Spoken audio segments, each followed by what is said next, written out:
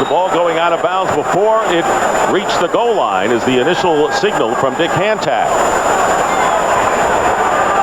Free kick out of bounds. By rule, the ball is placed at the 40-yard line. First down, Tampa Bay. Well, a pretty good start for Rob Johnson beginning at the 40. The offensive line, which is looking for a better showing for Tampa Bay after last week. And there they are. Michael Pittman and Mike Allstott at running back. Joe Juravicius starts for the injured Keenan McCardell at wide receiver. So from the 40, with two tight ends, the handoff is to Michael Pittman, and Pittman, looking for a breakout game, gets nearly 8 yards on the first play of the game. The Panthers defense, and they have 3 returning starters. Julius Peppers, of course, the big force, the #1 pick. Their defense leads the NFL with 25 sacks. Dan Morgan and Mark Fields return to their positions after being out with injury, as does Reggie Howard at cornerback. And this is the strength of this team, and the rookie from North Carolina, Julius Peppers, who is tied in the NFC with Warren Sapp with 7 sacks to lead the conference. Second down and 3. And again, they go to Pittman, and Pittman drives his way into Carolina territory for a first down, picking up 6 yards with Mark Fields making the tackle. Well, first of all, what great field position Tampa Bay gets because of the kick going out of bounds, and this is going to be a game of field position for Carolina. Huge mistake there. Tampa Bay comes out offensively. They want to be basic in their approach early in this ball game. Get Rob Johnson acclimated to the offense. First down for the Buccaneers on the 48-yard line of the Panthers. And the end around to Carl Williams. And the great pursuit by the Panthers defense knocks Williams back for a loss of 3. And it was led by Julius Peppers. You know, sometimes you can just outthink yourself on offense. You're pounding away, and then all of a sudden you come back with the reverse. And Carolina, after dealing with Michael Vick last week, I think they're a little bit better at making sure they contain the outside the way Michael Vick ran around on them. Aaron Stecker is the setback. And Mike Allstott going in motion on second down and 13. And Rob Johnson getting a rush from the secondary, and he can't get it away. Mark Fields will make the tackle, but it was Reggie Howard who came in untouched from the cornerback position, and another 6-yard loss for the Buccaneers. Well, Rob Johnson, he's been criticized for taking sacks. Nothing he could do here. Mark Fields is going to come unblocked up inside. You see him there. He gets pressure from Howard on the outside, and then Mark Fields up inside, and just nothing Rob Johnson could do with that. Reggie Howard returning to action after being out with an ankle injury. It'll be third down and 18. Back on the 44-yard line. The pass out to Stecker in the flat, and he's going to be knocked out of bounds. And fourth down coming up, forcing Tampa Bay to kick. So pushing and shoving here in the early moments with less than 3 minutes gone by. John Fox, in his first year as head coach, has brought a defensive mentality to this Panther team. And I really think that Rob Johnson is going to get a real appreciation for what Brad Johnson has been going through all season long with this protection. Brad Johnson did a masterful job of just getting the football out on occasion, and Rob's going to have to learn it here today. Tom Tupa, the well-traveled punter, sometimes cornerback for NFL clubs with the kick. Steve Smith, and calling for the fair catch. And he looked a little... Sunday is brought to you by Southwest Airlines, proud sponsor of the NFL and official airline of Super Bowl 37. Back here in Charlotte, and Randy Fasani doesn't have the luxury Rob Johnson have, a good field position, making his first career NFL start from the 12-yard line. So here he goes. Last week in relief, led the Panthers in rushing with 58 yards and threw for 100 more. And he's going to throw on first down in the pocket, and he is sacked at the 1-yard line. Warren Sapp says, welcome to the league. Warren Sapp, with a big smile on his face, gets his 8th sack of the year. Well, you're going to see Warren Sapp. Here he is right here, 99 on your screen, and he's coming through, and it's just a mismatch there with Jamar Nesbitt, and he gets right by him, and Pisani doesn't have much of a chance. I'm a little surprised there by the call. Dan Hennings, offensive coordinator for Carolina, choosing to throw the football while backed up with a first start for Randy Pisani. Well, he's backed up really far down to the 1-yard line. Second down, and the handoff to Lamar Smith. And Smith gets to about the 4-yard line. Derek Brooks in on the tackle. Taking a look now at the offensive unit for the Panthers, and a woeful effort up front last week. They've had musical chairs at left guard. Jamar Nesbitt returns to that position. He was the original starter. Lamar Smith, who just carried the ball in the backfield. Hussein Muhammad, Steve Smith, the wide receivers, and Wesley Walls in there playing with a broken finger. Third down and 18. Got a lot of yards. And the handoff to Smith. And he'll get it to the 6-yard line. So it'll be fourth down. The Buccaneers, thanks to the sack, have now recorded one in 52 consecutive games, and they've got to be licking their chops at field position now, Troy. Well, and Carolina's got to be careful. One of the things that they've done in previous games is even on third and long situations, they've stayed in their standard personnel, and they try to use protection. There, they spread them out, and this defensive front of Tampa Bay is much better than the one Carolina faced last week in Atlanta. Not too much room for Todd Sauerbrunn, who comes in leading the NFC in gross yardage as a punter. Carl Williams backing up to his 43. Williams on the return and is stopped short of midfield. Good hustle by the Panthers special teams led by Brian Allen. No score. No score here in Charlotte as the Buccaneers started their first possession from their 40-yard line, and now will begin from the 48. Rob Johnson in his first start in a Buccaneer uniform. And he's a mobile quarterback, finding an opening and completing the pass for a first down to Joe Juravicius, starting in place of Keenan McCardell. Well, Kenyatta Walker has the very difficult task today of working against Julius Peppers. That time Peppers coming crashing down, and that allowed Rob Johnson to get to the outside. The one thing that you get with Rob Johnson you never had with Brad Johnson is that mobility, and opening up the offense is much more of the style of John Gruden than what he did in Oakland. 16-yard pickup to the 36.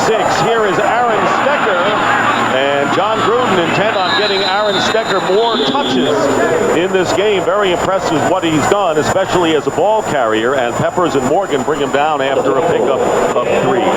Yeah, they're going to try to get Aaron Stecker a little bit more involved in this offense today. It seems like every time he touches the ball, which has not been often enough, he seems to make plays. And to go back with what you said, Chris, earlier, yeah, with Brad Johnson, they were forced more into a 2-back tight end package, a more of a conventional offensive set. But with Rob Johnson, they like being able to spread out the defense and go to some 3 and 4 wides. Audible here on 2nd and 6. Johnson swings it out to Allstott, going nowhere, and Mark Fields does not let Allstott get away. He is tough to bring down in any circumstances, and the Bucs will lose 2. And I think Mike Allstott is one of those guys who they just really haven't been able to find out exactly what his role is going to be with this offense. I mean, he's not a real elusive guy as far as a scat runner and receiver. He's a big, bulky fullback who has some real running ability, but trying to find his niche in this offense has been a real challenge to John Gruden and this offensive staff. Allstott with a big game against the Browns a couple of weeks ago. Not much last week against the Eagles. It'll be 3rd down and 8, and the Buccaneers will talk it over. Their first time out, no score, with a 3rd and long coming up for Tampa. Of the World Series tonight. How great a World Series has this been? Last night, the Angels come from 5 runs down to beat the Giants to force the deciding game tonight in Anaheim, and you'll see it on Fox. 3rd down and 8.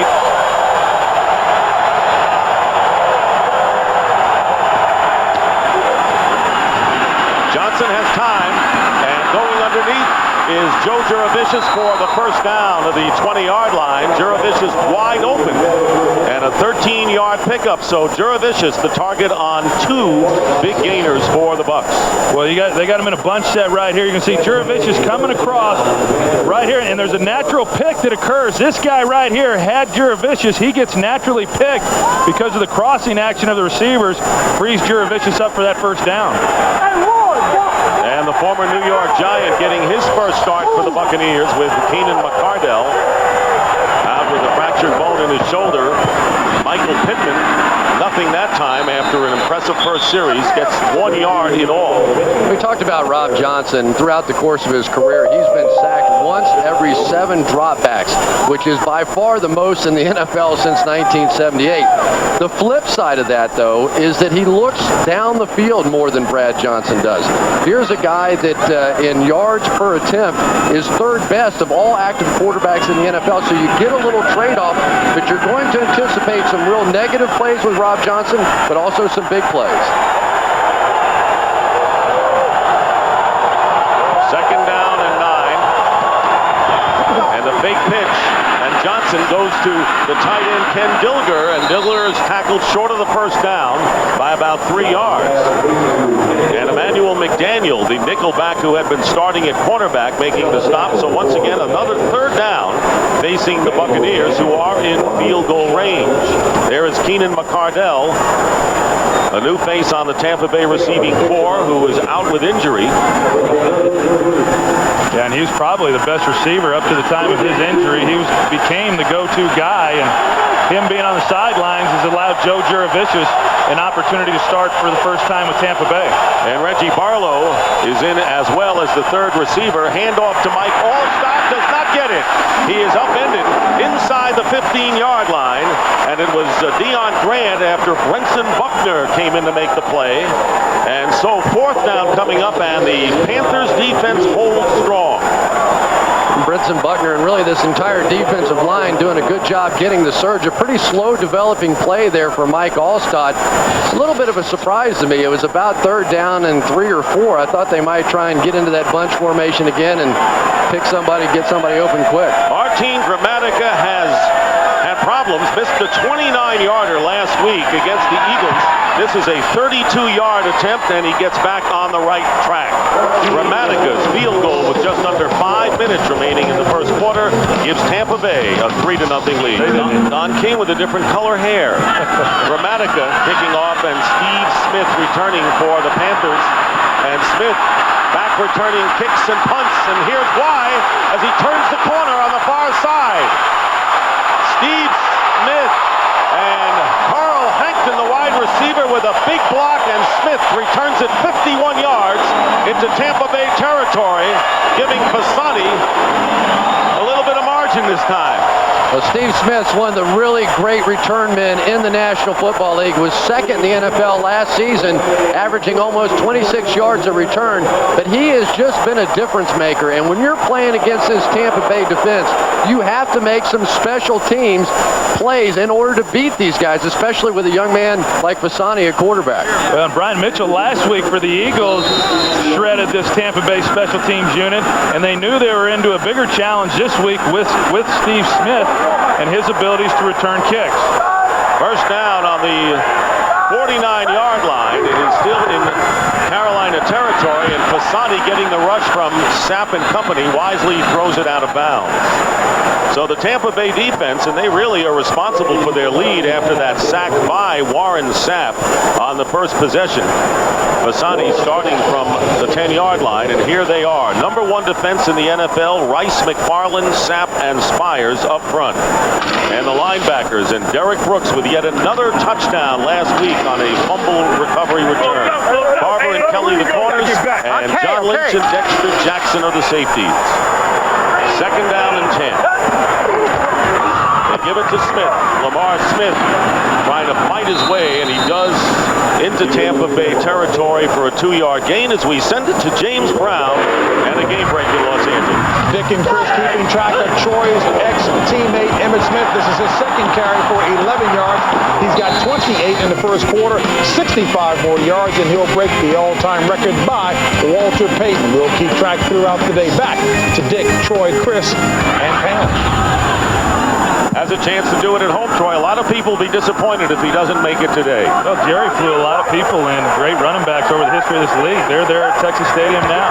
Blitz on 3rd and 8, and down goes Fasani, Simeon Rice, and a flag goes down as well. Simeon Rice, who caused the fumble on McNabb last week, allowing Brooks to run it in for a score. And Todd Stussy recovering the loose ball. 4th down coming up. Well, you're going to see Rice. Nobody even picks him up. He comes scot-free off the corner, and he's one of the. This is some of what we saw in their game last week against Atlanta. They just turned defensive linemen loose, and it's an offensive line that just is having a hard time understanding their schemes and the protections. Here's Todd Sauerbrunn to kick it away, and good kick. Carl Williams will let it bounce. And the Panthers, touchback. They could not keep it in play. And Rod Smart, remember he hate me from the XFL? Knocked the ball, but 3-0. Fox Tuesday, Lust, Revenge, Secrets, and Lust. So that 70s show saga continues with a brand spanking new full hour. That's this Tuesday at 8/7 Central, followed by the most anticipated season premiere, 24, right here on Fox. Everybody got dressed up today, Dick. Took a long time. They must have started at 5 a.m. to start to paint that thing. They didn't move their clocks back, did they? No, they no. Rob Johnson has completed all 5 of his passes, starting from the 20-yard line, and finally throws an incomplete. Keyshawn Johnson was his intended receiver. You know, you can just tell watching Rob Johnson what a difference it is at quarterback for the Tampa Bay Buccaneers. Brad Johnson would have had that ball out of there at least 2 to 3 seconds before that. Brad Johnson doesn't want to give up, or Rob Johnson doesn't want to give up on a play. He wants to stand in there.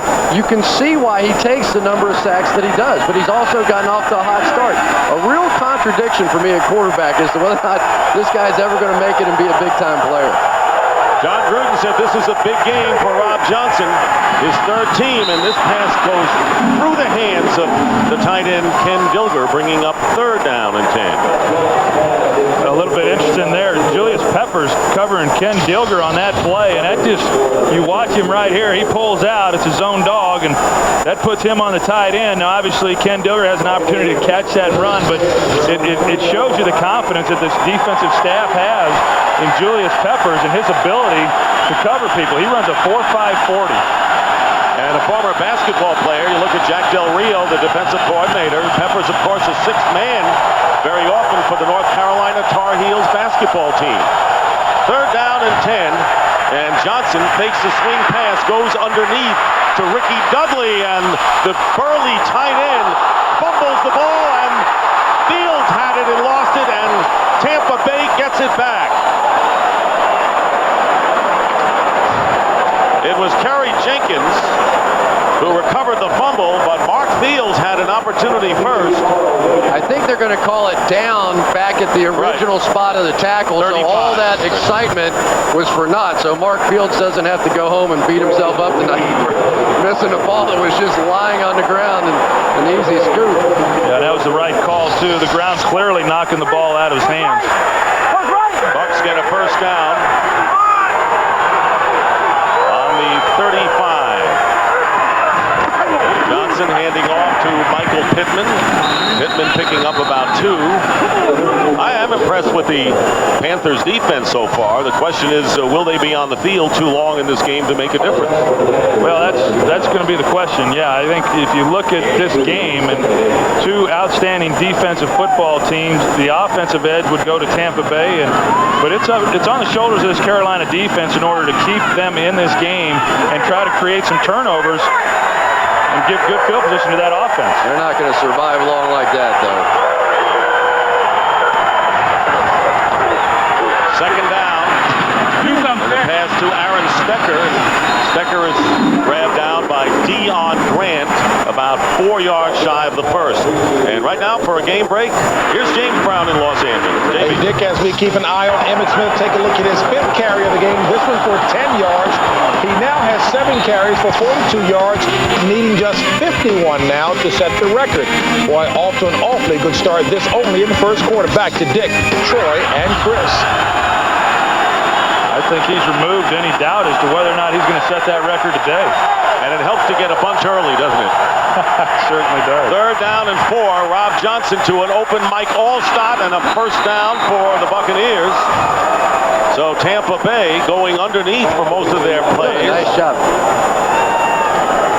Doing a nice job out there helping on the end with Julius Peppers. That time Aaron Stecker coming out and helping Kenyatta Walker, allowing this pass to that side to get off.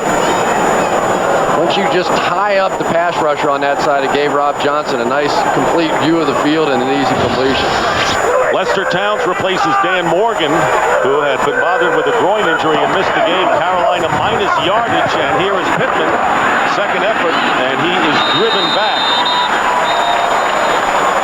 And it's Mark Fields who is the strong man to make the stop as time will run out in this first quarter. That is the end of the opening stanza with the score. The Bucs 3 and the Panthers nothing. The NFL on Fox will continue after these messages.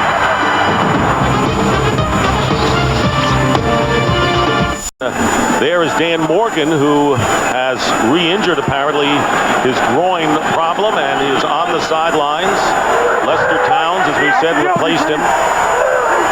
2nd down and 9 for the Buccaneers. And down goes Rob Johnson and Chris Jenkins. This is an impressive front 4. The 2nd sack for the Panthers, and they came in leading the NFL. Now they have 27. Well, and Chris Jenkins, you watch him right here. He's going to come flying up inside, and he beats Kerry Jenkins there. And they tried going to an empty backfield set and spread him out, and that's one of the dangers when you go to that. You'd like to do it with Rob Johnson because he has the ability to move and you can make some bigger plays. But when you do that, you're one-on-one across the board with those 5 offensive lines. Loss of 7. 3rd down and 16 for the Buccaneers, and here comes pressure again on Rob Johnson, being chased back, and he's going to throw this into the bench. I tell you, the Carolina defense has kept Rob Johnson on the move, and neither offensive line has played well thus far. Well, and these 2 defensive lines are really 2 of the best in the National Football League. But Rob Johnson getting that football out of there after being chased around. But Jack Del Rio, he came with a blitz earlier and got burned on 3rd down with a screen pass. But I really think if he just keeps that consistent pressure, especially on 3rd and long, he's going to give Rob Johnson some problems. Tom Tupa will be kicking, and Steve Smith, who returned to kick off 51 yards in the first quarter. Smith at the 19, giving ground, and finally going to the ground at about the 15-yard line. So early in the second, still a tight game, and tempers flaring between Dick Stockton, Troy Aikman, Chris Collinsworth back with you here in Charlotte. It has been a defensive game thus far with 2 backup quarterbacks handling the chores. Randy Fasani from Stanford starting at the 17-yard line, and they hand off to Lamar Smith. Smith getting about 3. Brian Kelly on the tackle. Smith has yet to complete a pass, has thrown only 1 so far, Troy. Yeah, Fasani, he's, and part of that, obviously you want to complete some passes, but part of that is by design coming into this game. Talking to Dan Henning yesterday, he wanted to keep it very simple and basic coming into this and just not do anything to cost them and give the game away. And so far, it hasn't been pretty, but they've not had the big mistake. 2nd and 7. And the pass is thrown low to the fullback, Brad Hoover. I'm sorry, but this is getting a little bit comical out here. And I know you've got a young quarterback in there, and they're playing against the #1 defense in football. But at some point, you have to have some positive yards. I think they're -7 on the day here. And I know you want to be conservative and not make the big mistakes, but you also have to take a shot at winning the football game.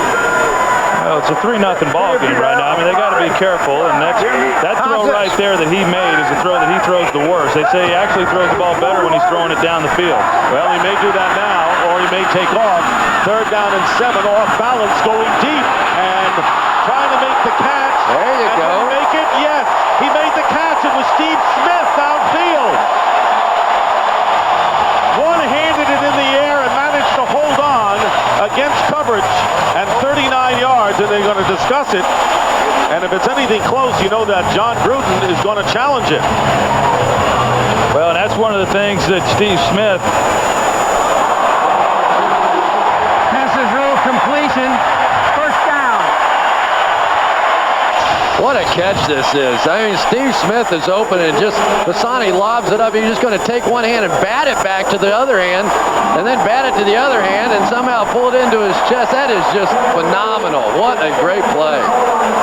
So a 51-yard return and then a 39-yard catch as Fasani off balance fired it downfield, and as expected, John Gruden is going to challenge this reception. But that's what I like with Randy Fasani. You got a young quarterback in there. Now he scrambles around, makes a play, heaves one down the field, give your guy a chance.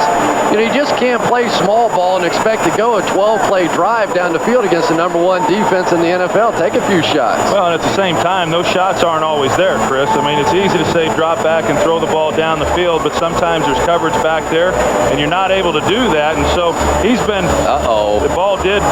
It appeared that the ball hit the turf there, and they'll call that one back. But you can bet all week long Randy Fasani has had it drilled into his head that, hey, don't make the big mistake. And so if he doesn't have a shot that he thinks is legitimate, he's going to be a little conservative. And right now they're not in a position where they have to force anything. It's a 3-0 ball game. That catch was made right in front of John Gruden. I think John Gruden had a better look than any official, and so I think he feels confident that they're going to reverse it. Indisputable visual evidence has to be the byword here to change the original call of a reception. But Fasani running for his life, and that was a pretty good throw on his back foot, Troy. Well, not only his back foot, but it was a good throw because he had to move to his left, and it's very hard for a right-handed quarterback to get turned and get his shoulder square to the line of scrimmage to make that throw. And Steve Smith, that's, you know, whether this was a catch or not, it was just a tremendous individual effort on his part trying to haul that one in. Dick Hancock has seen enough. After reviewing the play, the ball bounced on the ground prior to the receiver gaining possession. It will be 4th and 7 on the 20-yard line. Tampa Bay is not charged a timeout.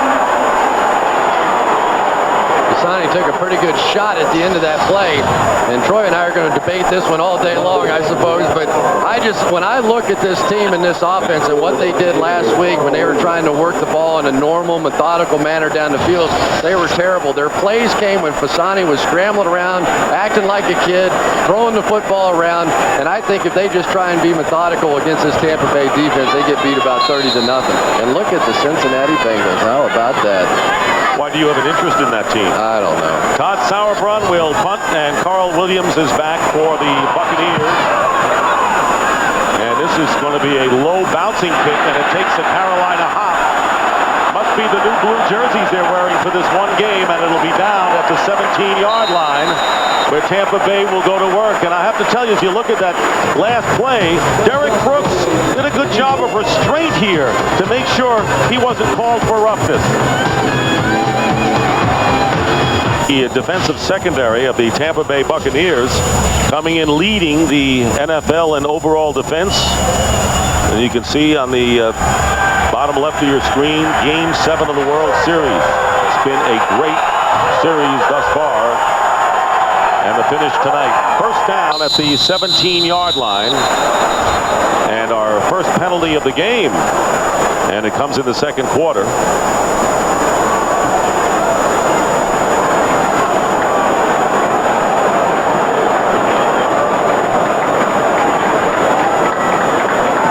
Sean Gilbert got rolled. Encroachment. Defense, number 98. 5-yard penalty. Still first down. Sean Gilbert, 94, and 98 is Shane Burton, but it was Gilbert. guilty of the foul and a 5-yard penalty. So it'll be 1st and 5 for Rob Johnson. Except for those 318-pound guys that hit the brakes when they hit go.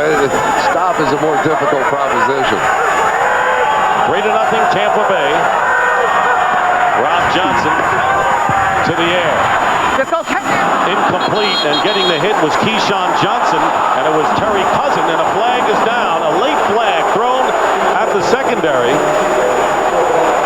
Initially, it looked like the ball and the defender arrived at the same time, and it was a clean play by Cousin. Well, on first view from up here, it looked like it was fine, and the ball was uncatchable. You watch. Personal foul, face mask, defense number 21. Well, I don't know. We were penalized from the previous spot, 15 yards, first down. I don't agree with that at all. He's making a play on the ball. The ball was thrown on the inside. Cousin is the one who actually had the opportunity to make that play, and I didn't see anything that warranted a face mask call, that's for sure. That's called an oops. That's called, well, it wasn't pass interference, but I threw my flag, so let's make something else up. John Fox has the right to be upset. You'd have to, they say that was a ticky-tack foul, as you'd see, and it'll be automatic first down on the 37 for Tampa Bay. Aaron Stecker lines up in the backfield and gets the call going outside, and Stecker finds open field. Aaron Stecker, now you see why. John Gruden, as a flag goes down back of the line of scrimmage, was intent on using Stecker more. So Aaron Stecker picking up 25 yards, but this may come back. Yeah, it looks like it's coming back, and you can see Aaron Stecker definitely provides a spark for this offense, and I don't know who the call is going to be against, but I know Kenyatta Walker looked to do it. Offense, number 67, 10-yard penalty, repeat the down, first down. Well, that explains why it looked like he did a pretty good job. Here it is, Kenyatta Walker working against Julius Peppers, and he's trying to get him hooked, trying to get him to the outside so that Stecker can get to the corner, and he was unable to get his body in position, so instead he grabbed the jersey, and the official was there to call it. Well, the sad thing is it looked like that Stecker was already around the corner. He really didn't have to hold him. Nonetheless, they nullify a 26-yard gain, so instead of a first down in Panther territory, first down and 20 for the Buccaneers on their 27. Tampa Bay's defense keeping them in the game. And here is Rob Johnson, and Johnson is sacked for the 3rd time, and a loose ball, a fumble picked up by the Panthers inside the 15. Brinson Buckner. After Julius Peppers knocked it away from Rob Johnson, who looks disheveled as he comes off the field, and a big break for Carolina. Well, you watch Julius Peppers again. He's going against Kenyatta Walker. This is the matchup we talked about, and Kenyatta Walker just oversteps it and gives the lane for Julius Peppers coming underneath. That is Rob Johnson's career in a nutshell right there. And I know that wasn't necessarily his fault, but Rob Johnson playing behind this defensive line is going to be very difficult. Brad Johnson in the past in that same situation throws the ball away, takes an incompletion, whatever the case. Rob Johnson now has been sacked, I believe, 3 times already today. Yeah, and the other thing is keeping him healthy. And you see right there, he's limping around on the sidelines. That was another problem with him in Buffalo, is that he came out of a lot of games with injury, and you're right, Chris, that really exemplified. Tampa Bay is challenging the ruling on the field that his knee was down. Well, John Gruden trying to make it 2 The for 2. ruling on the field was fumble. And they're going to look at this one. John Gruden was successfully challenging an obvious call. What about this one? You don't really get a good look as to where Brad is on this, or excuse me, Rob. Well, you know, it came out. Yes, it came out, and you know, and Chris made a great point there that really typifies what he has been as a quarterback, and I understand it as well as anybody that there's a lot of times there's a hits that you don't see coming, but you've got to know when you're getting ready to take the hit and where people are, and when that is coming, you've got to be able to secure the football. You know, there's nothing wrong for a quarterback throwing an incomplete pass. And it's so hard for young quarterbacks to get that through their brain. And I think that Randy Fasani has been having that same problem in this game. Sometimes you step up, it's not there, throw the football away. You can't always get a big play in this game. game. But I would argue, Chris, that Fasani is making his first start. I mean, last week he played a little bit. He's making his first start. I mean, he's got a little bit of a grace period right here. Rob Johnson's been in this league long enough to know some of the things that he should do in situations, and that's the thing that he's got all the ability in the world. You watch him out there in practice, he can throw it with anybody, but it's just when he gets in game situations, sometimes he fails to remember the situations that he's in. We're not talking about two quarterbacks on equal footing. This is Rob Johnson's 28th career start to one for the rookie Fasani, and right now Rob Johnson isn't getting the better of it by any stretch. Well, here's Dick Hantak, and he should tell us that the challenge has been denied, and that should cost Tampa Bay a timeout. Play, the ball came out of the quarterback's hands prior to the knee being down. Tampa Bay is charged a timeout, which is their second timeout. Tampa Bay is also out of challenges for the rest of the game. And that's significant. That's very significant, especially because John Gruden likes to challenge so many calls. And then you look at what we talked about earlier in this ball game, that the defense for Carolina was going to have to step up, create some turnovers, give field position, and they've done their job right here.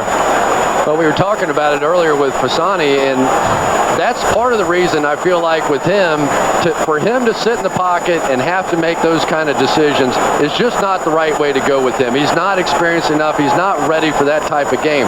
Now, you get him out of the pocket, you get him scrambling around like he was against Atlanta, you never know what's going to happen. And in talking to the Tampa Bay defenders yesterday, that X factor really concerned them. They were worried about the fact that, hey, we don't know what this guy's going to do, and they weren't afraid of him sitting in the pocket and making throws. What they're worried about is when he gets there out and starts playing in the schoolyard. Well, I know this. I know Dan Hennings, the offensive coordinator for Carolina, one thing he is concerned about is whether or not Fasani stays healthy in this ball game, because Hasselbeck is the backup and he doesn't know the offense. So there's Dan Henning on the life, a distinguished career. So it's 1st and 10 on the 11-yard line of the Buccaneers. Here's Fasani, and Carolina looking for points, and the pass thrown out of the end zone. Now this is a situation, and a flag down back behind the line of scrimmage as the Buccaneers put pressure on Fasani. I think they're going to get Shelton Quarles for roughing the passer. Personal foul. Defense number 53. Helmet-to-helmet blow will penalize half the distance to the goal line. First down. Yep. You know, it's so hard. It is so hard, and I know what the rule is, and you cannot lead with a helmet. You can't go helmet to helmet on a quarterback. Yep. But there was nothing vicious about that. You could see Shelton Quarles. It was not a hard hit. He tried pulling off. It really is a fine line for these defenders. Hand this football to Lamar Smith 3 straight times right here. 1st and goal now on the 5, and here is Lamar Smith with his first of 3 straight carries, according to Chris. He gets a couple of yards. Yep. And I'll tell you one thing, Carolina has to come out with points here, and 3 would be bittersweet. 7 is what they need after this possession. Yeah, they need 7, and they're bringing in their big boys. They've got Brad Hoover coming in and Chris Mangum, and those are the guys you need out there when you're going to come in a goal line situation. It looks like they've got the people in that they're going to run the football here. And remember, Fasani is a threat running in his own right. 2nd down and goal. They give it to Lamar Smith, and he'll get it to about the 2-yard line. Dexter Jackson and a bunch of white shirts close it up, bringing up 3rd and goal. You know, Chris, though, one of the things that you'd really like, I mean, as a quarterback, I think, to really get this guy going, I mean, let him throw a touchdown pass down here. Oh, good Lord. You'll never change, will you? This guy, I'm more qualified to throw a touchdown pass than he is. What about a rollout? He doesn't have that much. That's fine, but tell him in his headset, don't you dare throw this football. You can roll out, and you can try and score and run it in. Don't you throw and mess up my 3 points. Well, they got 3 tight ends. Tampa Bay's defense best in the NFL, 17% defense, and there is the play action and the pass, and did he stay in? No, it was the tight end Wesley Walls, and he did not stay in the field of play. 4th and goal coming up, caught the pass, but it was too far. He had him, Dick. He had him all the way, and what what's happened is, here's Wesley Walls going to the corner, and Fasani... You can't be more wide open. You cannot be more wide open. And Fasani, he hesitates whenever he's got the easy throw. That's what the coaches were telling me coming into this game. He had Wesley Walls open right from the beginning. He hesitated just long enough for Wesley Walls to catch that out of bounds. Shane Graham looking to tie the score, and he does. So the turnover comes back to haunt the Bucs. They don't give up the touchdown, but they give up the field goal, and a lot of help for the official on that incomplete call. Fox NFL Sunday is brought to you by UPS. What can Brown do for you?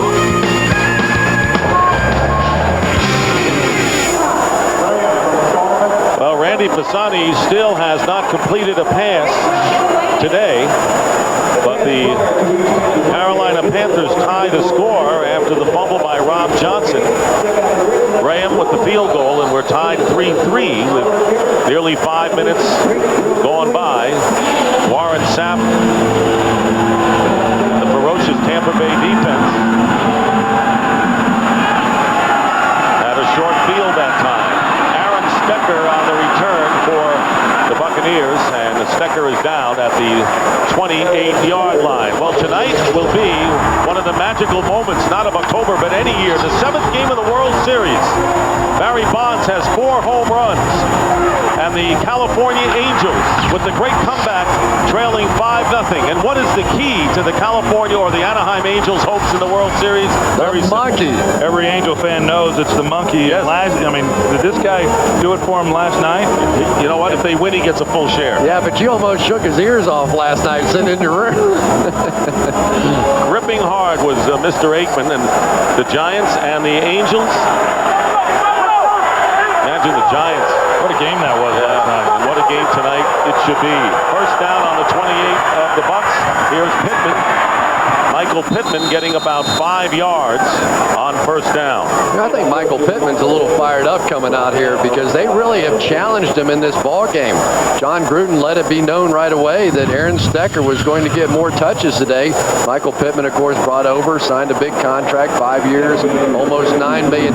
Was supposed to be the man. They let Warren Dunn go, but so far hasn't really produced, and they're looking for him to break out. Although he is their leading rusher and receiver coming into the game. 2nd and 5, and Allstott won't get the first down, and he is knocked back, and a good swarm to the ball defense by the Panthers, led by Deion Grant. So it'll be 3rd and 1 for Tampa Bay. Yeah, and so far, all this time's passed here in the first half, and Keyshawn Johnson still hasn't caught a pass. And he's usually the guy, the go-to guy. And I had a chance to talk to Keyshawn before the game, and he was excited about coming out of here and getting to play with Rob Johnson, and really likes the velocity that he has on the football. In fact, he says that Rob Johnson's passes get on him so fast that he hadn't been used to that, and he dropped 6 passes this week in practice, trying to get acclimated to the velocity of Rob Johnson's passes. Tampa Bay with their 3rd and final timeout. A challenge which was rejected. This game a lot tighter than many people anticipated.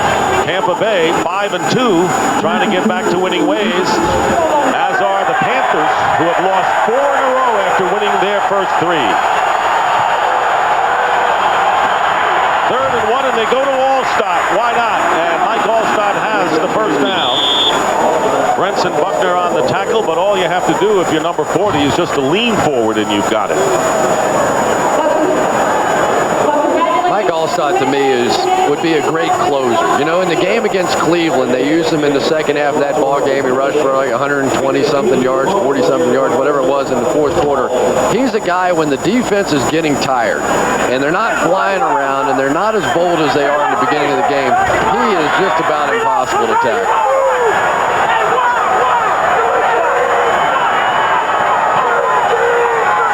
From the 39, Rob Johnson stumbles going back, and he is going to take off and run out of bounds after a gain of about 5 yards. Game between backup quarterbacks. Rob Johnson in his first start for Tampa Bay, and Randy Bassani, the rookie, in his first start. Well, you take a look here at Michael Pittman, and he got double coverage. He's got Hannibal Navy's a linebacker that's over the top of him, and then he's got a safety also there. That's respect for running back, and Rob Johnson was trying to go to him with the football, but when we talk about his mobility, this is what he can do, and does a nice job of making something out of nothing. Most of his passes have gone to running backs thus far. Second down and 5. This time going downfield, and catching it is Juravicius. Juravicius making the most of his opportunity with McCardell hurt, and a 15-yard gain. That first down. That was the best play by Rob Johnson all day. That time against a zone defense, Juravicius. Johnson had to wait for him to run by the second linebacker in order for him to be open. Did a great job, got it in there before Deion Grant could come over and make the play. Juravicius talked this week that he wants to bring some real toughness to this football team and aggressiveness. He's a big physical receiver, and you see there, even after he makes the catch, the pounding that he's able to provide on these smaller defensive players. First down for Rob Johnson and the Bucs on the Carolina 41. Swing pass to Stecker. Stecker gets by Howard and is stopped after a 6-yard pickup to the 36 by defensive lineman Mike Rucker. You really got the impression, talking with John Gruden last night, and it looks like Stecker's limping off a little bit, that nobody's job is safe on this Tampa Bay offense. They really have been not happy at all with the production that they've gotten, and especially last week against the Philadelphia Eagles. So Aaron Stecker with a shot, Joe Juravicius with a shot. They're going to look at Carl Williams and Reggie Barlow. They're going to take a look at a lot of people looking for somebody to jumpstart this offense. Second and 4, the pitch to Pittman. And Pittman stopped about a yard shy of the sticks, bringing up third down, and a good play by Brad Jackson, the linebacker. And down on the field for the Bucs is Kerry Jenkins, the left guard.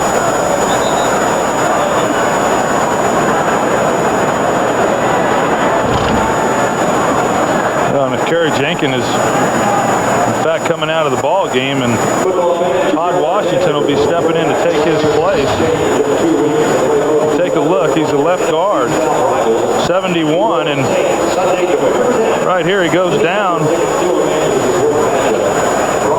And he was hurt when he went down. It's hard to tell from that exactly what it was, but he went down trying to roll up on the defensive lineman and got hurt in the process. Still working on Jenkins. These teams meeting as rivals in the NFC South. The first time they have been in this new division. New Orleans off to the 6-1 start. The Bucs a game behind, and Carolina, after going 3-0, have lost 4 in a row. It's been a pretty tight race, and Atlanta doing a lot better than expected, guys.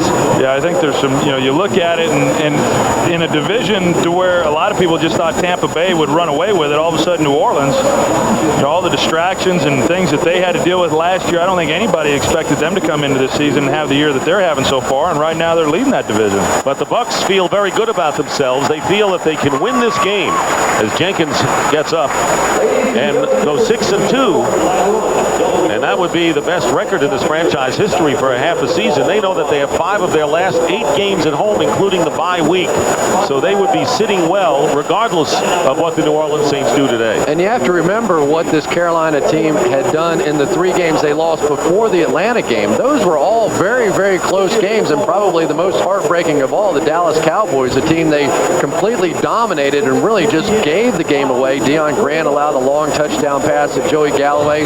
Arizona game, they had a shot. Jake Plummer, a last-minute drive, and against the Green Bay Packers, they missed the chip shot field goal to send that one into overtime. So they have been very competitive, with the exception of the game last week against the Atlanta Falcons. Todd Washington does replace Kerry Jenkins at left guard. 3rd and 1.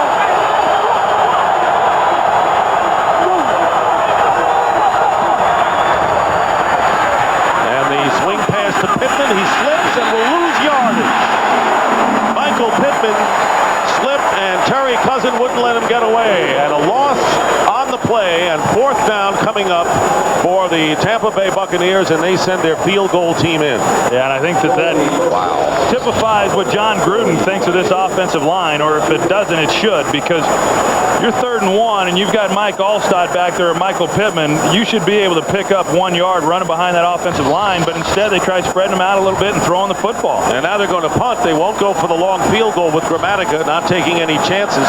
So Tom Tupa coming in and directional kicking, going for the corner, but it goes into the end zone for the touchback. And the Panthers will bring it out to the 20-yard line.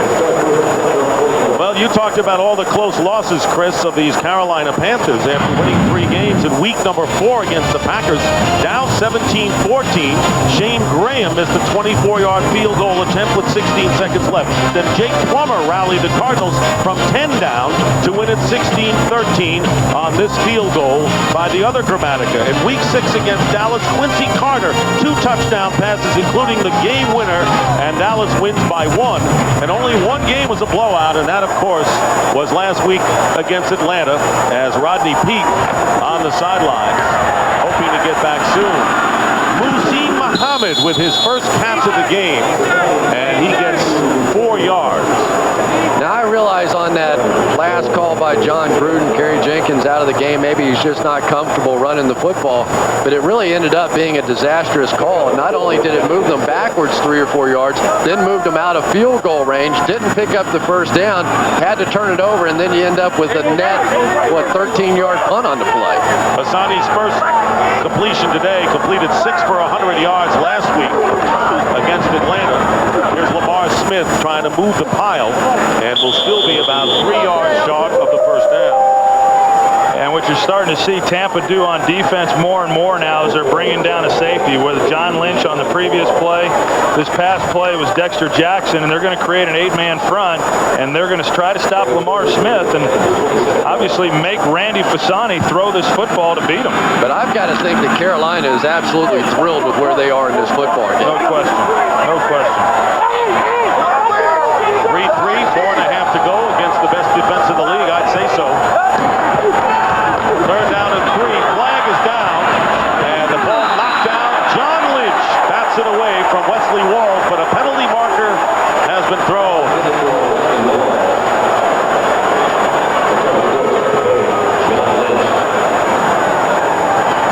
Illegal formation. Offense only had 6 men on the line of scrimmage. The penalty is declined. 4th down. And you go back and you take a look at Randy Fasani on this play, and here's another example of that. When he's a little indecisive, he just doesn't throw the ball with great effectiveness or velocity, and here he just lays this one rather than stepping into the throw. He had Wesley Walls for the first down. He just failed to fire it and put the velocity on it to get it there in time. He short-armed that ball. He didn't even follow through on it. Todd Sauerbrun's kick fielded by Carl Williams. Williams goes down at the 26. Carolina has 1 first down on a roughing penalty, none by their offense, yet they're tied 3-3. Well, next week, it's a Fox NFL Sunday doubleheader beginning with America's #1 pregame show as JB, Terry, Howie, and Jimmy get you ready. Then Randy Moss and the Vikings, then the 49ers and the Raiders. That'll be a battle in Oakland. Crosstown rivals go at it as Jerry Rice goes against the 49ers for the first time in his career. Other regional action. Joe Buck will be joining you guys, rejoining, I should say, next week in Oakland. And we will miss you, Dick Stockton. We certainly will. It's been fun, hasn't it? Dripping with sincerity, but I believe that's the case, and it was for me. But that should be a heck of a game next week. Huh? Should be a great game, no question. First down on the 27 for Tampa Bay. Carolina's defense has been outstanding, and they come up quick. Pass quickly thrown and caught by Juravicius. That is his 4th catch of the game. Terry Cousin all over him. And I like what they're doing with Rob Johnson now. Every time they take a 5 or a 7-step drop back there and they allow him to sit in the pocket too long, bad things happen. Whether it's his fault, whether it's the offensive line's fault, I don't know. He's having a decent day when he does get the pass off, though. Now just get him back quickly. 3 steps, 5 steps, get the football out, get a little rhythm going. Well, they brought a little blitz on that last play, and Jeff Christie and Cozy Coleman did a nice job picking it up, giving Rob Johnson time. 2nd and 5. Here's Michael Pittman. And Pittman is upended by Sean Gilbert. Pickup of 2 yards. 3rd down coming up. Of course, you mentioned Cozy Coleman. He had was arrested this week on a domestic dispute charge, and actually, apparently, allegedly slapped his girlfriend. And I've got to tell you, I have an issue with his playing in the ball game, just like I had an issue when Randy Moss was here and when he played in the ball game after his incident where he ran over the police officer. I think sometimes you have to stand up and be accountable as an organization and as a player.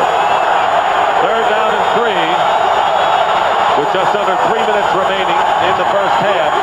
Rob Johnson, protection breaks down, now being chased and fires into the Tampa Bay bench, bringing up fourth down. So once again, Carolina Panthers under first-year head coach John Fox has his defense playing at a high level.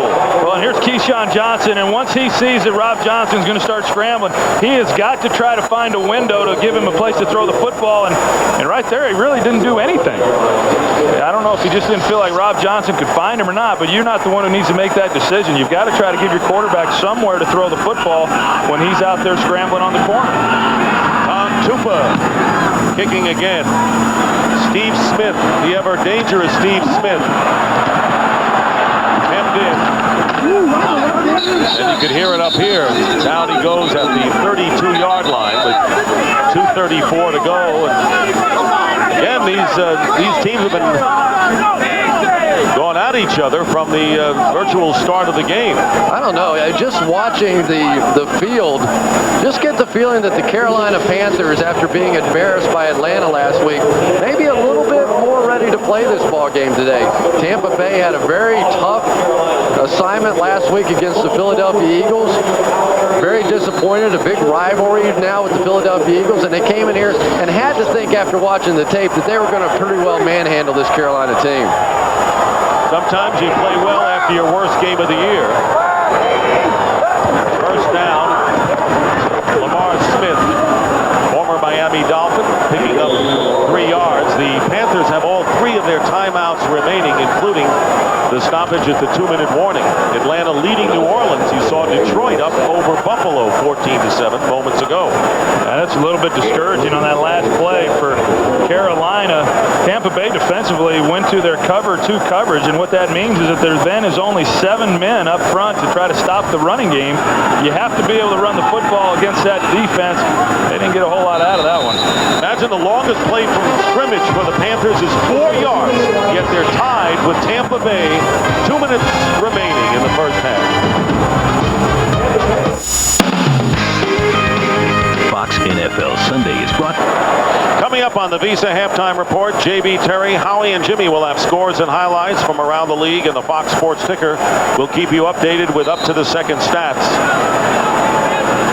2 minutes remaining in the first half, and the Panthers surprisingly in a 3-3 tie with rookie Randy Fasani in his first NFL start against this terrorizing defense from Tampa Bay. And lost this ball, and it's caught by Muhsin Muhammad, who has caught both passes completed by Fasani. This for 10 yards and the longest gain from scrimmage for the Panthers today. Well, here's a good look at Randy Fasani's feet, and you always try to look at a quarterback when he's young as to how well he moves around and makes throws, and does a nice job right there of hanging in the pocket with pressure around him, making a throw here to Muhsin Muhammad, and really nice touch there by Randy Fasani on that pass. First down, Carolina on their 45. Play action, and with the ball is Fasani stepping up and going deep, and John Lynch picks it off for Tampa Bay. There were 3 white shirts in the neighborhood, and downfield was Steve Smith, but it was John Lynch making the interception to turn it over to the Buccaneers at 1:17 left. Well, then you get the inexperience of Randy Fasani right back on the next play.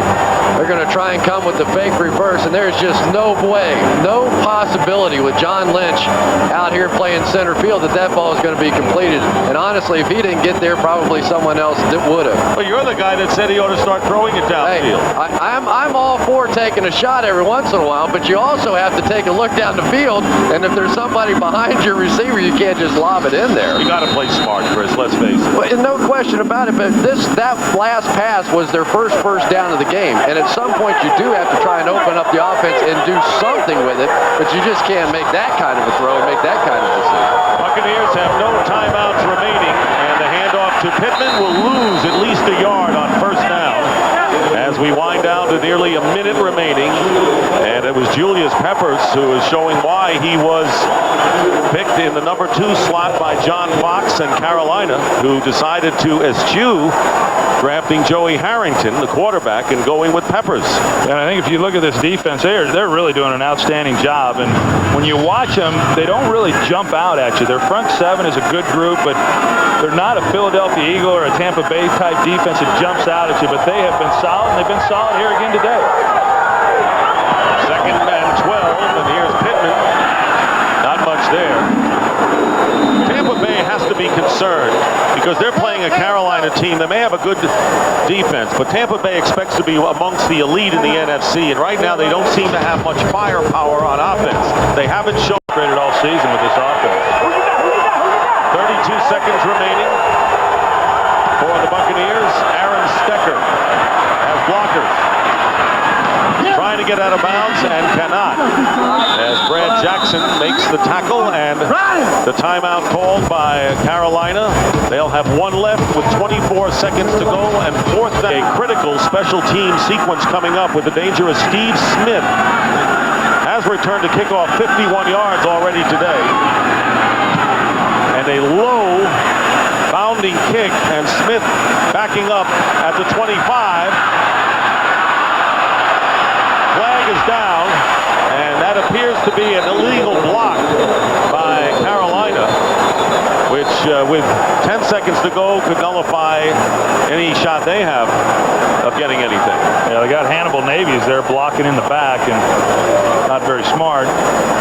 Steve Smith trying to make something happen. Once you realize you're not going to be able to get outside on the corner, really you got to be smart and be careful with the football, because right now, with 1 timeout, I don't think Carolina's going to try to do anything that's going to jeopardize this tie ball game going in at halftime, and they've got to be thrilled. Back during the return, number 53 will penalize half the distance to the goal line.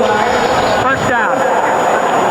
You'll see Hannibal Navies right there, right here, making the block in the back. And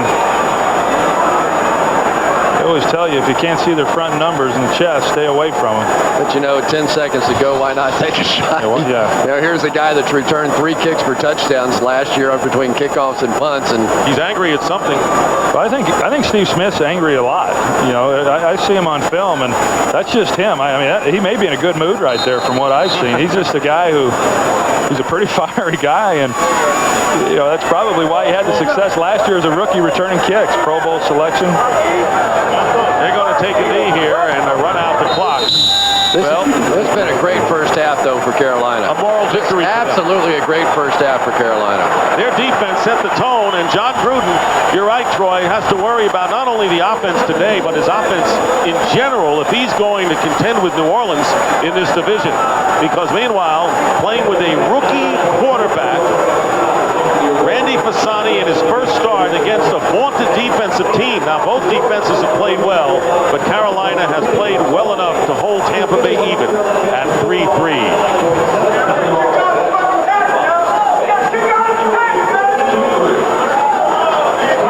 And that is the end of the first half with the score 3-3. Stay tuned for the Visa halftime report. This is Derek Brooks of the Tampa Bay Buccaneers. He supports the United Way. He has a way with kids. Okay. Who wants to sing my favorite song? Good. Who's my favorite player? Mr. Derek Brooks. 152 tackles, 36 assists, 2 times All-Pro. How many? 3 times All-Pro. Better. Let's start again. Who's my favorite player? Derek. Good. Well, he's in the wrong place, but right now the Carolina Panthers are in the right place, tied with Tampa Bay 3-3, couple of field goals. And one guy has class of this trio. Guess who it is? What surprises you with the first half, guys, in this tie score? I hate to Troy having on that jacket. I hate to say it, but nothing surprises me, really. I mean, we knew coming in it was going to be a defensive ball game. We didn't expect Randy Fasani to light it up. He certainly has not done that. I don't know. What about you, Chris? 16 yards of offense. That's a little bit surprising out of Carolina. And for the Tampa Bay Buccaneers, I've just got to believe that Rob Johnson did get out of my way. You're right in my way, man. All right, take a shot at Chris again. You wanted to cover up Chris's face. Normally they see you walking away, but for Rob Johnson, you know, when he got the passes off, he did okay. But the problem was that he took the sacks, and those sacks ended up being the 3 points, which is really all Carolina could have possibly hoped for out of this first half with the way they played on offense. Well, the Panthers will get it first as Gramatica kicks off to Steve Smith. Steve Smith sheds one man, and a good return, and a flag down in midfield. 3-3 the score. The Tampa Bay Buccaneers team records for the fewest yards allowed in a half and the fewest yards passing allowed. That's about what we expected, wasn't it? Back during the return, number 88. 10-yard penalty. First down. Take a look at the halftime statistics. 15 yards allowed in the first half, fewest, and -4 passing. Those are records for the Buccaneers defense. Defense, I don't know if we've talked much about it, but Tampa Bay's defense is pretty good. You know? Yeah, it is. It's number 1 in the league. This just and Carolina, I mean, coming into this game, had not really done anything offensively. Every game that they had, and we talked about the game against Green Bay and these other games, they have done it by defense. They certainly have not done it by a very prowess offense, and it's going to take that defense again today if they're going to win. The turnover that set up their field goal earlier. First down on the 27. Randy Fasani has completed 2 passes. Hands off to Lamar Smith. Lamar Smith trying to drag the defender and does a great job of dragging Dexter Jackson, the free safety, about 5 extra yards, and picks up 16 to the 42. That time they caught John Lynch coming on a safety blitz, but he was coming to the outside and just popped it right up the middle. And to be honest with you, I've been surprised we haven't seen more of Lamar Smith here in the first half, especially after the fact that Deuce Staley gouged this defense for 152. Yes, some of that was at the end of the game during mop-up time, but at least it was a formula for Carolina today. Smith has carried 9 of the 10 times. Fasani has had 1 carry for -1. And a first down. They go back to Lamar Smith. And spins his way past the 45-yard line. And a 3-yard pickup. Shelton Quarles, the middle linebacker, making the play. 2nd and 7. Warren Sapp has a lot to say, apparently, to Dick Hantak.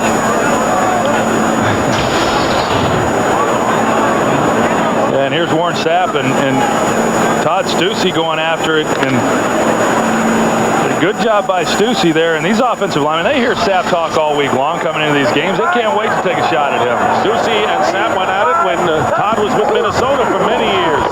Here is Smith again. Lamar Smith, first down or close to it, as he is tackled in Tampa Bay territory at the 47-yard line by Brian Kelly.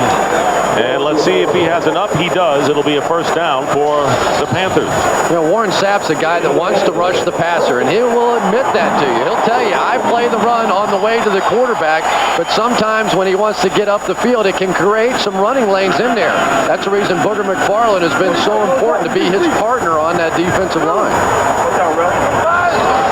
Lamar Smith gained 154 yards against Minnesota earlier in the year, and they're going to him heavily, but coming back is Dexter Jackson, who storms the line and holds Smith to a gain of only 1. Yeah, and I think it's good right now that they've come out and recognized that if we're going to get this thing going, we've got to be able to run the football. And Lamar Smith has been able to do that as far as accumulating yards. He's 4th in the NFC in yards rushing. However, he's 34th in the National Football League on yards per attempt. Nearly doubling his output of the game on this drive alone. And they send the fullback, Brad Hoover, wide to the right.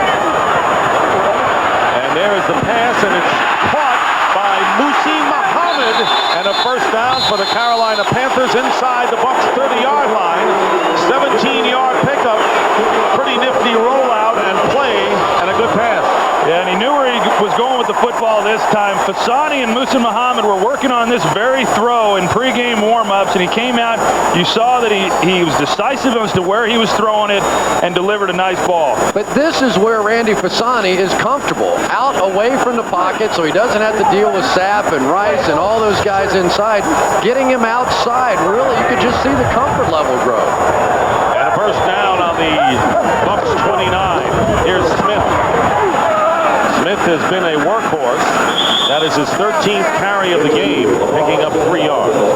Yeah, and it's a really good play calling right now by Dan Henning, and running Lamar Smith up inside, and then by running him up inside, it makes the defense collapse on the running game, and that allowed, on that last play, Randy Fasani to be able to get out on the corner and give him some time to make that throw. The one thing we haven't seen from Fasani, which we saw last week in Atlanta, though, was his ability to run the football. Maybe they get him out and just run it from time to time. He gained 58 yards in that loss. Drops back this time and has Muhsin Muhammad, and it's over his head. He had beaten the defense, did Muhammad, and was headed for the end zone. Well, that was close. I know the Carolina Panthers felt like if they could get up on the safeties, they could have a chance to make some big plays. You see Muhsin Muhammad, he's going to go to the corner. He's working off of Dexter Jackson. Dexter Jackson makes a bad angle, and he's been known to do this in the past few ball games. They had an opportunity. They failed to capitalize. 3rd down and 7. And if nothing else, the Panthers would like to move it closer for a possible field goal attempt if they don't get the first down. Got to get it inside the 20-yard line. And here is Fasani as a ball carrier. Gets a few extra steps before he goes out of bounds at the 17. He's got the first down. 9-yard pickup. And right now, Carolina exuding confidence after they know their defense has done the job. Well, here he is sprinting out. You see right here his ability to get out on the pocket, and also he's not a guy who is looking to go down on that play. I mean, he's trying to jump over people. And yes, sir. He's also, you know, Randy Fasani, when he was at Stanford in college, he was a 3rd-string quarterback as a sophomore, and he asked to go play linebacker, and he actually started 2 games as a sophomore at Stanford at middle linebacker. Yeah, Dennis Green was the coach of that team, and he went to linebacker and then came back when Bill Walsh was the head coach. And a flag down thrown before the play. You might get him a new shoe deal. Offense. 5-yard penalty. Delay of the game, and Booger McFarland nursing the right hand, which is already in a soft cast as he walks off the field. And that is absolutely huge for the Carolina Panthers, because that should really open some things up, running lanes in the middle for Lamar Smith.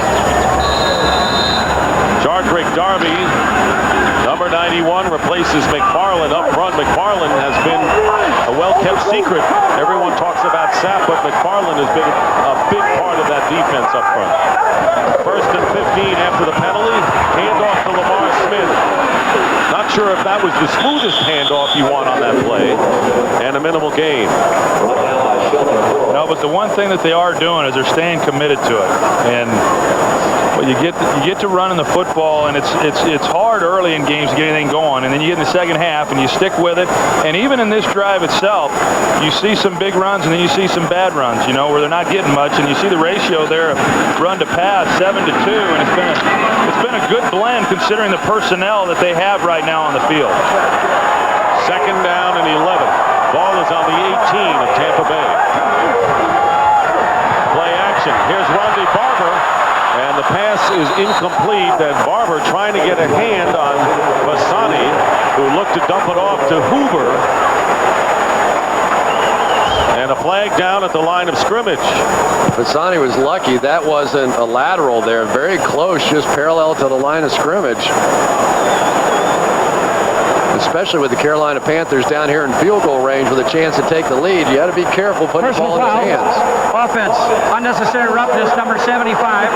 15-yard penalty. It will be 3rd down. Todd Stussy, you don't often see that kind of a call on that kind of a play on the offense, do you? And now it's going to be a penalty that's going to knock Carolina out of field goal range. Well, he's going to come in late on this. You take a look at right there, rolls him up, and the play was over when he did that. And We were in the meetings with the officials at the beginning of this season, and they told us that they were going to be looking for those kinds of calls and people coming up around the pile and taking hits. And Todd Stussy got nailed. That was Darby who just came into the game for McFarland. So the ball is sent back to the 32-yard line. It's not the first time we've seen that out of Todd Stussy either, though.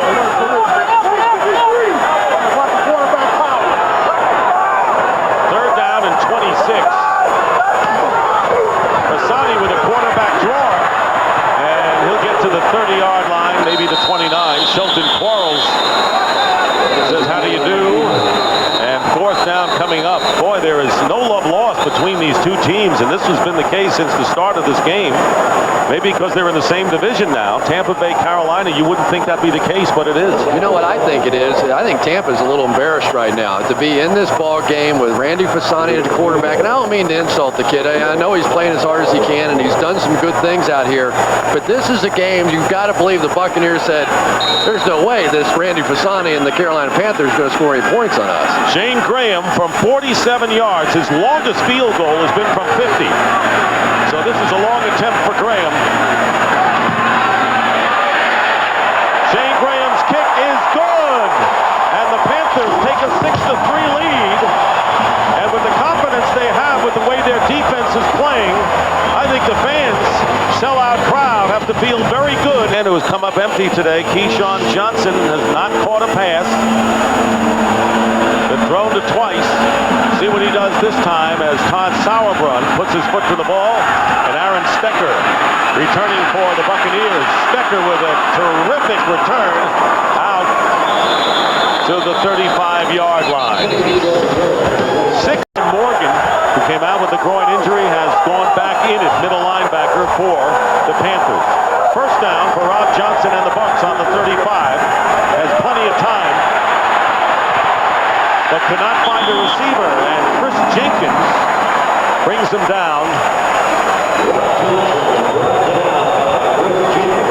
Let's see Rob Johnson in his passing by distance thus far. You take a look, and obviously the majority of those passes at 10 yards and less, and made 4 throws from 10 to 19 yards. And it'd be easy to say, well, Rob's not doing his part, but really that's the way John Gruden called his plays. I mean, a lot of the stuff is the intermediate short throws, and he just does not take a lot of shots up the field. And that'll go as the sack, the fourth for the Panthers. No gain on the play. Here's Stecker out of the backfield and down at the 42-yard line, picking up 7. And Reggie Howard, the cornerback who returned to the starting lineup today in the secondary for the Panthers, making the tackle. So it'll be third down and 3. So one of the problems with not throwing the ball down the field is that you give a defense that has been giving up some big plays some confidence. Safety Deion Grant's been beaten by big plays the last 2 weeks. They haven't challenged him once here today. Third down and 3. Passing play, and it breaks down, and down goes Rob Johnson. Another sack. Julius Peppers. For Peppers, his second of the day. 9 on the season, and an 8-yard loss, and more furrowed brow for John Gruden on the Tampa Bay sideline. Well, you see Keyshawn Johnson, 19, running across the field, and that's who Rob Johnson was looking for. And it's zone coverage. You've got to be able to sit down in the hole and give him somewhere to throw the football. And here comes the pressure, and Rob Johnson sacked again. Tell you, the coverage in the secondary has to be exemplary, giving the line a chance to get. And a flag goes down as Tupa's kick goes out of bounds.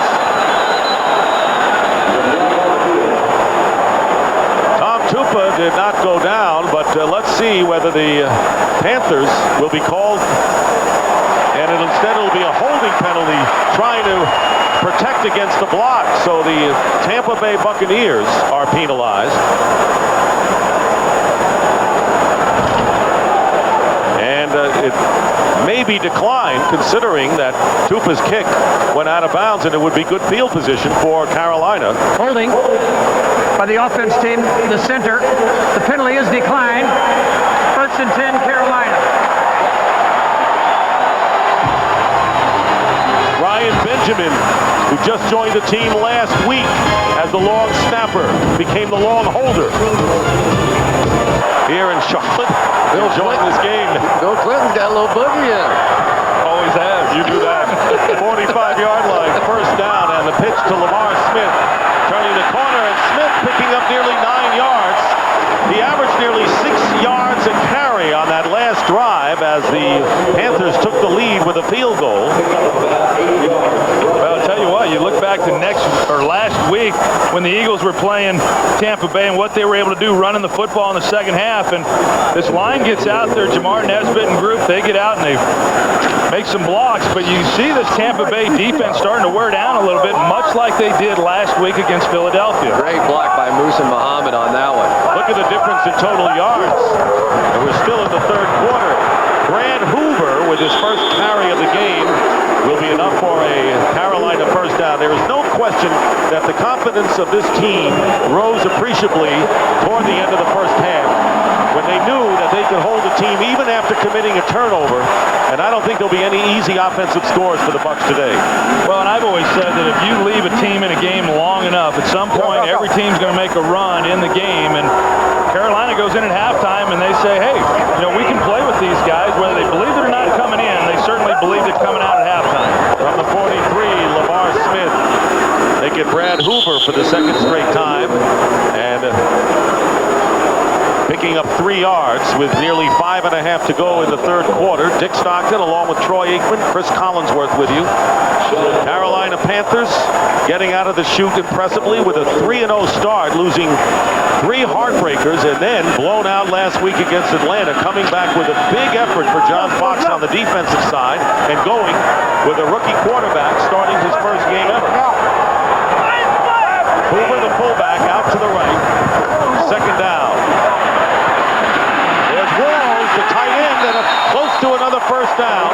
Right at the sticks is the veteran tight end, John Lynch, making the tackle, and a gain of 7 yards. And Wesley Walls, he's been banged up for the last couple of years, has finished his season on IR because of his knee, and right now he's playing with a dislocated finger. He's got a splint on it, which has created a lot of problems, but he's a real competitive guy. He comes out, makes a nice catch there with his hands, and by making that reception right there, he ties Jay Novacek with 422 receptions amongst tight ends, and obviously I've got a great deal of respect for Jay Novacek and know what he means to our offense when I was playing, and Wesley Walls, he's that same kind of player for these Carolina Panthers. Dan Henning's got a nice little package going now. They run, bootleg out of it just to keep the defense honest enough, but it really has been giving the Buccaneers problems. I don't think the guys on Tampa Bay's defense can believe this is happening to them. I agree, Chris. They're in a little shell shock situation right now. First down at the 33. Play fake. And there is Fasani, and he can't get it to the open Wesley Walls. Standing all by his lonesome at the 22-yard line. And a flag down. It'll go against Carolina. I'll tell you, the one thing Fasani did on that play, though, he didn't make the big mistake like he made early in the ball game. You could see him staring at Musa Muhammad down the field. He was double covered, and Fasani was desperate to get the ball down there to him, but he held it, then came off late. Offense, number 87, turned upfield prior to the snap. Penalty is declined. Second down. You can live with an incomplete pass. You can't live with those big turnovers, though. And the penalties, and of course you have to figure that Fasani, first week of the regular season, that he has taken virtually all the snaps he did in preseason to a good extent. Those are his numbers. They're not attractive, but his team is up. Smith. Lamar Smith inside the 20. And if it weren't for Ronde Barber, he would have had a lot more. 16 yards for Lamar Smith, and a ball control game to the delight of Rodney Peete and the Panther fans. Well, you can't help but think about what the Eagles did to this defense running the football, and very reminiscent of that. Lamar Smith, he's getting up ahead of steam, and he's a very shifty get back. He does a nice job of moving around and making some people miss, and then you take a look at Todd Stussy and Jamar Nesbitt on Warren Sapp. They do a great job against him, keeping him out of the play. Smith has gained 77 yards on 16 carries, and that was the long one of the day. Fasani with the ball under his arm, and he gets clobbered by Nate Webster, and it was hit in the mouth. Well, and don't forget that Tim Hasselbeck is the backup quarterback here, but Pisani's up, much to the relief of this crowd. The old linebacker. Yeah, and Hasselbeck's only been here at practice on this team for a couple of days and literally would just know how to do a handful of plays. I tell you, he's banged up, though. He took a pretty good shot right there to the head, and he's able to shake it off and get back into the huddle. It'll be interesting now to see what happens here on this next play. You got to be smart, and it's second down, but if you're the play caller, Dan Haney, you got to wonder whether or not you're okay calling a pass play down here if you need to be safe and just hand the ball off. No standing 8 count in the NFL. Second down and 9. Lamar Smith. And penalty flag down. Smith trying to get to the 10-yard line, and another first down for Carolina. He has been a workhorse and has really done the job of keeping the Panthers in their ball control mode here in the second half. And the flag appears to be against Carolina. John Lynch says we'll take the penalty. And who would have guessed that the penalties against Carolina's offense would stop them more than... Offense, right. Number 45, 10-yard penalty. Repeat the down, second down. Boy, Jamar Nesbitt, that play, got out in front and just KO'd Nate Webster on this play. Watch number 52. Ding! Now that's the kind of play we're getting out of the Carolina Panthers. You can tell these offensive linemen, they're liking moving forward and not having to pass protect against these Buccaneer pass rushers. The Panthers have called a timeout under 3 minutes. A look at downtown Charlotte, and here the Panthers with a capacity crowd looking on, leading by a score of 6-3, looking at second down and 19. Tampa Bay's 27, and here is Nick Goings with his first carry of the game and gets 2 yards.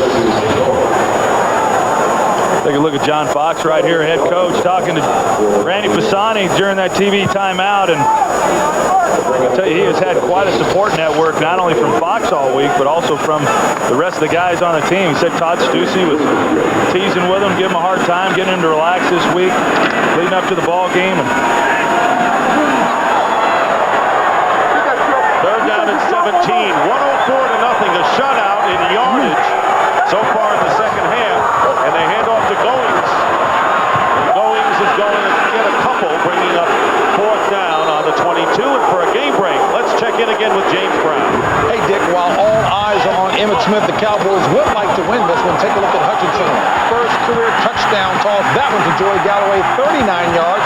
Emmitt Smith, though, take a look, 18 carries, 80 yards, 13 to set a new record. Dick, Troy, and Chris. Shane Graham, who has kicked a 47-yarder, now will go for 39 yards to extend the Panthers' lead.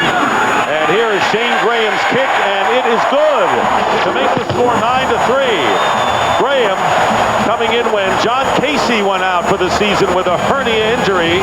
Whatever those notes John Gruden is making, Tampa Bay 9-3, and Lamar Smith gaining 15 yards in that scoring drive.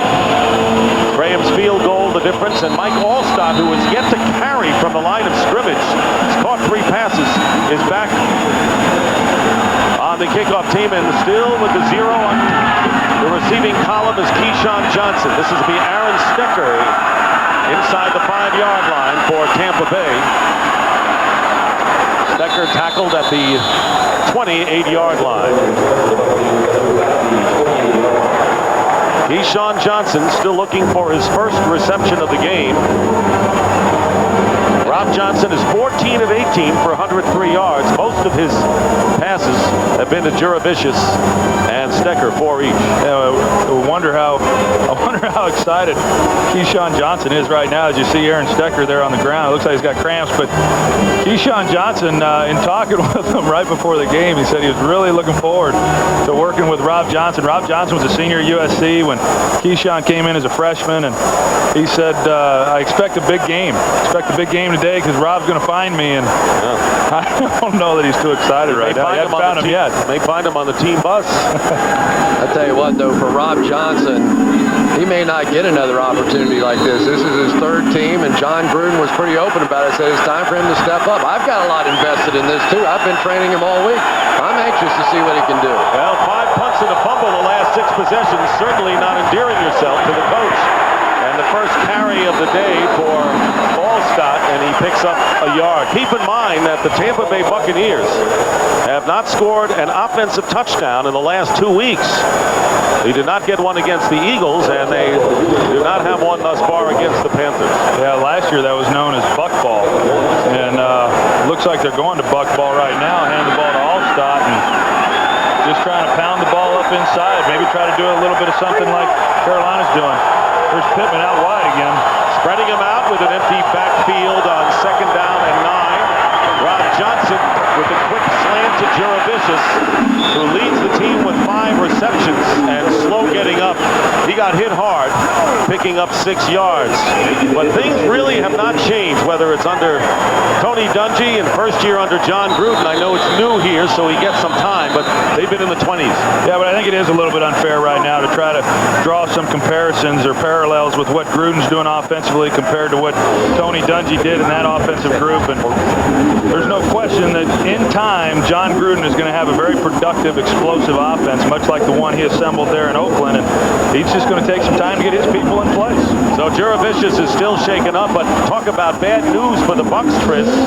Anthony McFarland has suffered a fractured forearm. He went out of the game. We saw him, went in for x-rays. This is Juravicius' injury. And McFarland out with a fractured forearm. So when it rains, it pours for the Buccaneers right now. So many different injuries. Of course, Keenan McCardell already inactivated for this ball game. Now Joe Juravicius down, but probably the biggest injury is the one you were talking about with Booger McFarland, because really since we've seen him go out of the ball game, the Carolina Panthers have had much greater success running the football right at the middle. And when you look at this Buccaneers defense, it is really built around speed. It's Simeon Rice, and it's Warren Sapp, and Greg Spires, and Shelton Quarles, and Derek Brooks. But sometimes when you have guys going right at them and pounding the football right at them the way that Philadelphia did, especially with Booger McFarland out of the ball game, it could be a real issue for this defense. Well, I know when we were talking earlier about Tampa Bay offensively not getting the ball down the field, and a big reason for that is because they don't really have anybody speed-wise that can threaten them. Losing Juravicius, now having to go with Barlow, that's even going to hurt them more. 3rd down and 3. Reggie Barlow, of course, replaces Juravicius, who goes out. And here's Johnson again. Protection breaks down. Receivers are covered, and Rob Johnson has to go out of bounds, but takes a hit. Terry Cousin, the cornerback, and he appears to be the players shaken up. Well, sometimes even the officials get in on the defense when things are going poorly. Keyshawn Johnson knocked off his route, and Rob Johnson really never even planted his back foot before he started to try and scramble out of the play. And one of the things that we've gotten out of Rob Johnson over the years is when he starts to get a little flustered or things aren't going well, he's getting out of that pocket. And the official that he ran into is the umpire, and that's where they position that umpire. And there's been some controversy in the NFL as to where that guy should be. With more and more of these West Coast style attacks, the umpire is becoming more a factor on those crossing routes. They're trying to get him back there lined up where the referee stands behind the quarterback. Well, both Terry Cousin and Rob Johnson were shaken up, but Rob Johnson is the one you want to look at because he is the quarterback starting today. Brad Johnson did not feel well, went into the locker room suffering the fractured rib, unable to play today. Sean King, of course, is ready to go if anything happens to Rob Johnson. And Brad Johnson is probably sitting over there saying, see what it's been like out there? And the one thing about it on that last play, you're not going to be able to pick up the first down, get out of bounds, save the hit on yourself. Instead, he takes a big hit. You see Sean King there. He led the team to the NFC Championship game his rookie year. He's led this team further than any of the quarterbacks that are on the squad now. Very nearly beat the Rams in that championship game. 5 seconds to go, and Tom Tupa will kick. So 4 straight 3 and outs for the Tampa Bay Buccaneers offense, and they're going to let the clock run down. And that is the end of the 3rd quarter here in Charlotte. With the score, the Carolina Panthers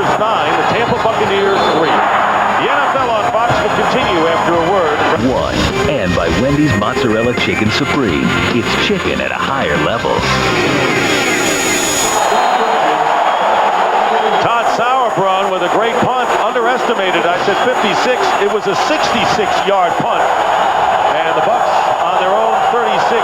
4 3-and-outs the last 4 times they've had the ball. And here's Michael Pittman picking up about 7 yards on first down. Dan Morgan the tackle. Big pressure coming from Jack Golden on this play. Punting out of your own end zone, obviously you got to hustle this thing up, and to drill that thing actually went 75 yards in the air, and to be able to flip the field position there and give your defense a chance, huge play in the ball game. A great job by that coverage team getting down there and making a tackle and not giving them a long run on the return. Second down and 4, and Rob Johnson going downfield for Reggie Barlow, and well covered by Terry Cousin. Barlow, of course, hasn't played in the last couple of years. He has been on injured reserve the last year with the Oakland Raiders. Terry Cousin doing a nice job. We talked earlier about the inability of the Buccaneers to get the ball down the field, and now what you're seeing out of the Panthers is a lot more aggressiveness, coming up, playing the bump and run, bringing the safeties up to help against the run. Third down and 4, and the crowd cheering for John Fox's defense. Here's Rob Johnson, has time, and passes complete, and a first down to Reggie Barlow, and good coverage that time by Reggie Howard, and he has protection there. Yeah, and it's amazing what you can do when you have time to throw the football. You see the pocket form right there, gives them a place to step up and throw the football. Nice third down conversion there, and they get an opportunity for 3 more downs. And we understand that Emmitt Smith has broken Walter Payton's record and is the all-time leading rusher. First and 10 for the Buccaneers.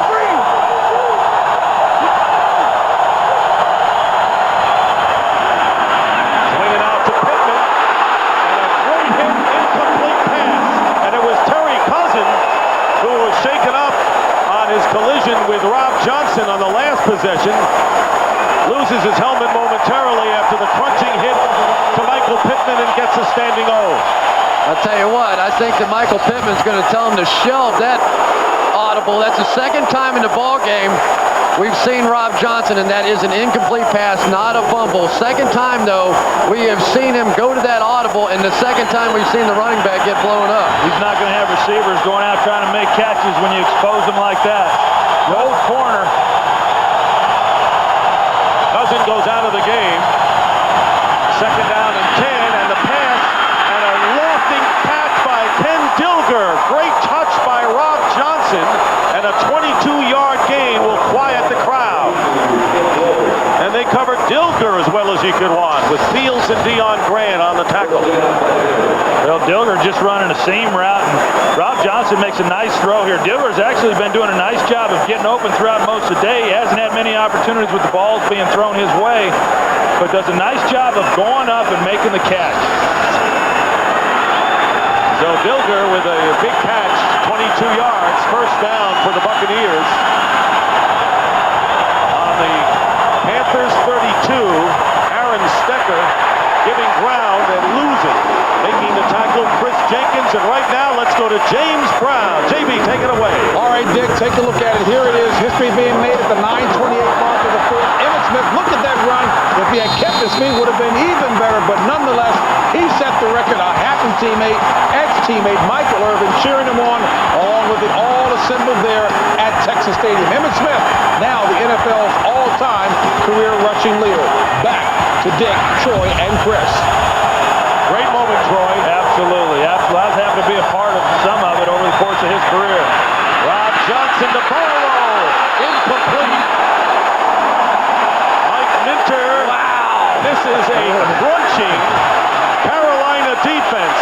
Oh, my gosh. We've seen 2 of the biggest hits we've seen all year during the course of this drive. What a shot by Mike Minter. And win or lose, Tampa Bay is going to leave this city with a lot of respect for the Panthers. Boy, absolutely perfectly thrown by Rob Johnson, and Mike Minter, the only chance he had on that one was to knock the ball out of there and delivers a huge blow. And remember, Mike Minter last week tore his bicep ball game here today. And Mike Minter, what a shot and what a game-changing shot that was. And remember, Tampa Bay cannot challenge any more plays. They ran out of challenges in the first half. Yeah, and I don't know that they could really overturn this call anyway, because you've got to maintain possession even after you hit the ground. Ball clearly comes out, but there was nobody holding the safety there, Mike Minter, and so he's got a free shot here at Barlow, and he lays it on him. You see right here, the ball comes out when he hits the ground. It wouldn't have been overturned even if they could challenge. Terry Cousin back in the secondary, 3rd and 12.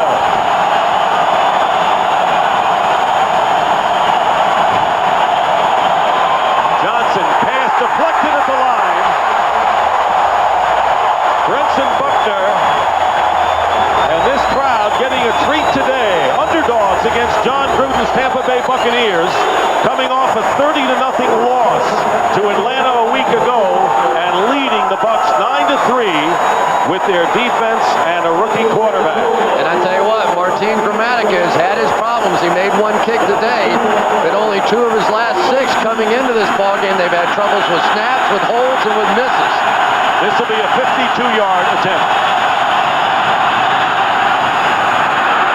And Gramatica's kick good, 52 yards for the struggling Martin Gramatica, and it is now 9-6. So Smith, bothered by cramps, still on the sidelines. And here is Bird with his first return of the day from the 8-yard line and buried at the 24 by Ryan Neese. Well, Carolina played well so far, but it's a 60-minute game, and their lead is 3. Fox NFL Sunday is brought to you by Visa. It's everywhere NFL fans want to be.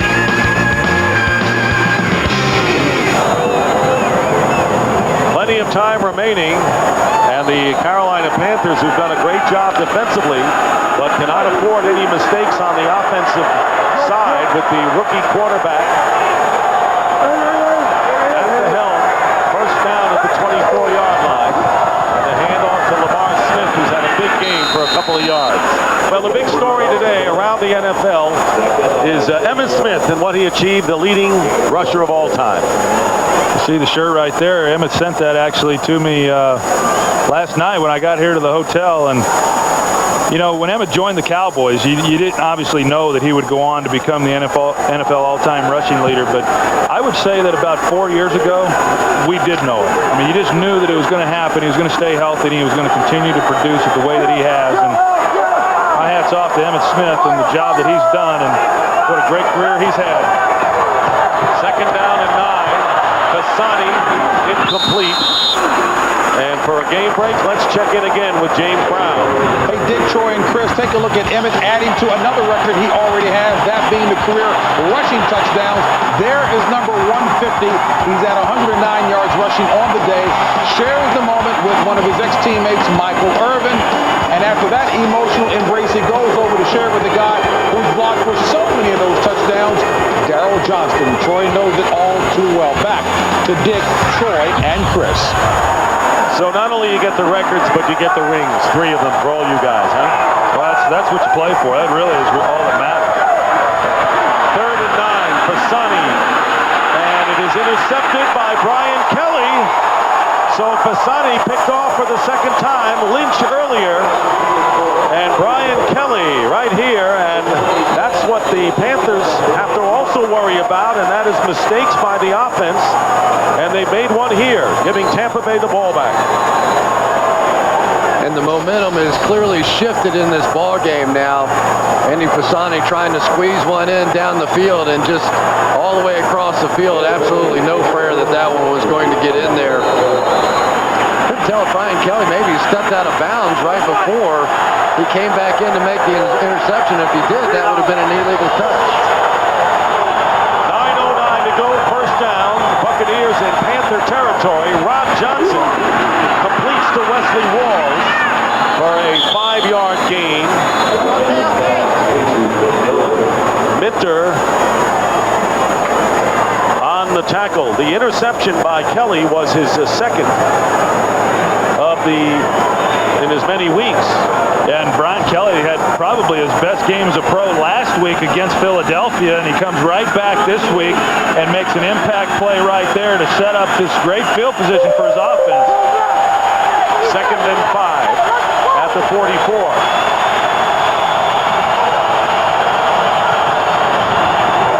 Delay handoff to Stecker. Aaron Stecker dragged down before he could get to the first down by Martin Fields.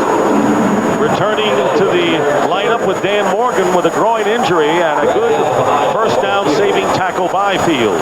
And this really is a huge play in the ball game right here now, because if the Buccaneers can pick up a first down, they can get themselves back into field goal range at least. And with the way the momentum has shifted in this ball game, should it go into at least overtime, you got to like where the Tampa Bay Buccaneers are. They got Jameel Cook and Mike Allstott lining up behind Rob Johnson on 3rd down and 1. And here's Allstott. Changes direction, and he may have enough for the first down. Cutback by Allstott. You remember last time earlier in the game, they had this similar situation. They came out and they tried to throw the football.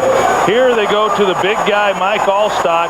He basically was a little bit stopped there short of the first down, but because of his ability to move his feet, keep him turning, gets the first down.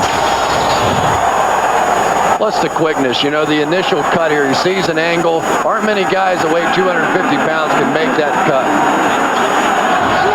First down. Allstott going to the sideline. Michael Pittman is the running back. Ball at the 38 of Carolina. Barlow coming in motion and the slant. And it's picked off. Intercepted by Reggie Howard. The pass was off the back of Cousins, and Howard picked it off. And the Panthers get it back, and a big break for them.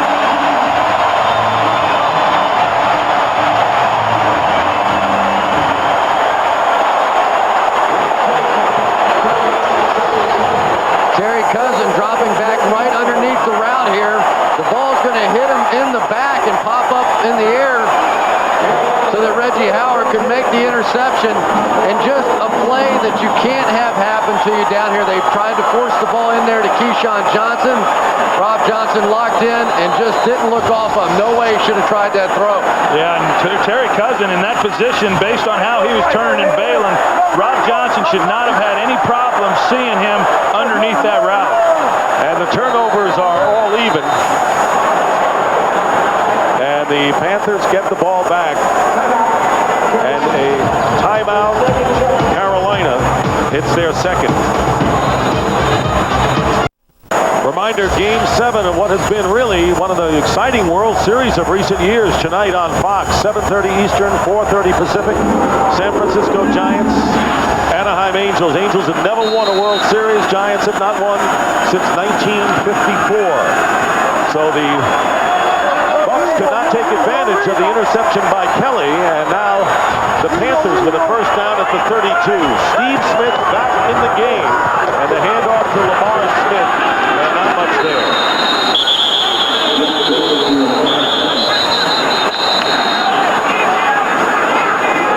It is time for this Tampa Bay Buccaneers defense, as if they haven't taken over the game already, to just try and come up with a huge play. Obviously, this offense is not going to be able to get it done. So now you're going to have to look at Monty Kiffin and his defense to get some kind of a turnover, get some sort of an interception, a run back. They have to score points on the defensive side because of how inept they've been on the offensive side. And the question as to whether the momentum has changed back to Carolina will depend on whether they can pick up a couple of first downs here with 6:15 remaining here in the fourth. But even if they don't, the field position is such they can punt the ball away and make the Bucs go the long way, and they haven't been able to do that either. And the handoff to Lamar Smith. And the Buccaneers closing down. 1 yard on the play. 3rd down and 8 coming up with under 6 minutes to go in the fourth. And I think this is going to be an interesting play coming up. 3rd and long. Chances aren't real good. 3rd and long, you're going to convert those for first downs. But do you take a chance here? Do you allow Fasani to try to pick up the first down, or do you play it safe and, like Chris said, if you don't make it on the ground or something short and conservative, punt them and make them go the long road? Fasani has thrown for 38 yards today. And 2 interceptions. No way he throws the ball if I'm calling this one. He's getting the play clock right now. It's at 19 seconds, and he's standing there. He's going to milk this play clock as far down as what he can.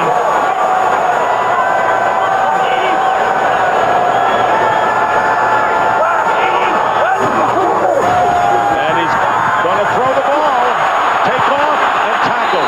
No harm done. Greg Spires makes the stop. They used up a lot of time with the play clock, and then That was a really good play by Greg Spires at the top there, 94. Jamar Nesbitt's going to come out off gap counter action protection, and when Fasani starts running up inside there, Spires peels off the block and makes the play. I'll tell you what, that was a huge play by Spires too, because it looked like he had some room to run. former Cleveland Brown, now a new defensive end for the Buccaneers, so Todd Sauerbrunn, who got off a 66-yard punt the last time. And not bad here. Carl Williams backing up to his 20. And he is stopped at the 23-yard line with 4:15 to go in the fourth. Bill O'Reilly tackles the Rolling Stones, legends, myths, real-life stories. The crazy ride to superstardom. He lived it, and now he tells it all. Bill Wyman on the next O'Reilly Factor. It's news as a contact sport on the Fox News Channel. Check your local listing. You know, on that last punt, it looked like John Howell for Tampa Bay may have had an opportunity to, he got close anyway to block that punt. Keyshawn continues to be shut out, though. If you're Rob Johnson, you have to be careful not to try and force it in like he did last time. If other guys are open, you've got to work them. Buccaneers start from the 24.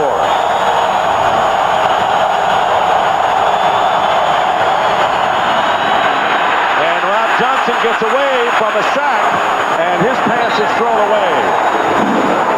Good pressure by Carolina's defense. They've been relentless all day long. Well, this is the way that it's gone today for Tampa Bay. Keyshawn Johnson is going to get wide open here. You see him, there's nobody there. He's running down the middle of the field all by himself. But because of the pressure that Rob Johnson gets there, Hannibal Navies comes in the middle unblocked, and there's just nobody in the interior line there. Chris Jenkins watches him run by and missed a golden opportunity to get a touchdown there. Second down and 10.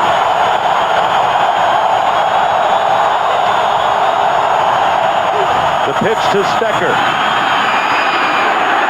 Stecker picks up about 3 as we have 4 minutes to go. Fields has played a big game today, coming back to the linebacking core for Carolina on the play.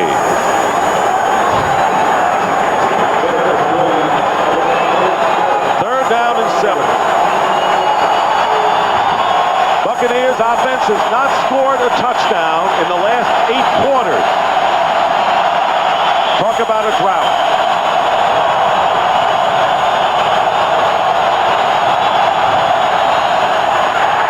And Johnson goes down. Brunson Buckner. They smothered Rob Johnson, and a loss of 6 yards, and that is the 6th sack of the game for the Carolina Panther defense, and they came in leading the NFL in that department. Brinson Buckner, the old veteran, right off the nose, jumped it absolutely perfectly, if not a second early, but the officials didn't call it, and now the Buccaneers no choice but to punt the ball away. They do have 3 timeouts remaining, however. I was looking for the flag. I thought he jumped offside. It was a little early on that, but he didn't get the call. Tampa, who lived off the field before, apparently feeling all right now, and Steve Smith loses the ball.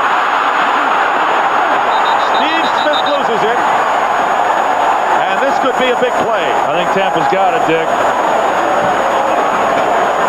Boy, oh boy, if you're John Fox, you're sitting there saying, I've got this thing wrapped up. I just need 1 first down.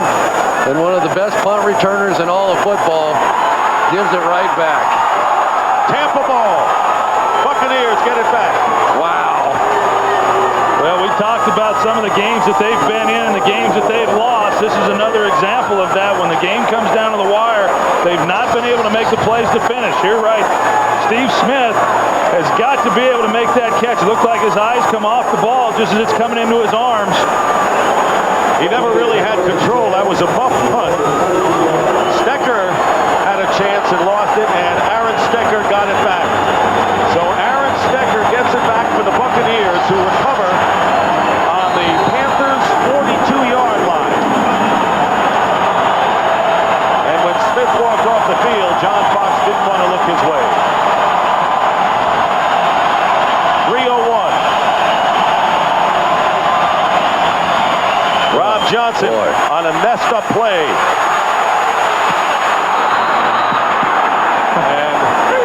And goes out of bounds for a game break. Once again, here's James Brown. Hey, fellas, take a look at Michael Vick. I mean, how fast is he? Look, nothing's there, so he decides to take it. Dick, look at how easy he makes it look. 4.2 speed, 32 yards to pay dirt. Atlanta on top, 34-25 in the fourth. Back to Dick, Troy, and Chris.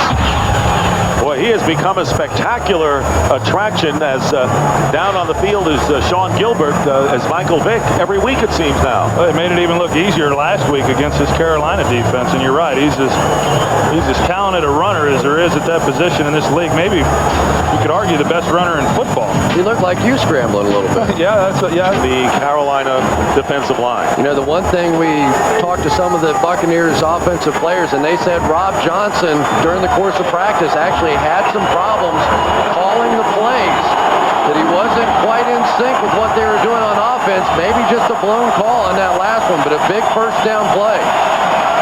Second down and 8 on the Panther 40.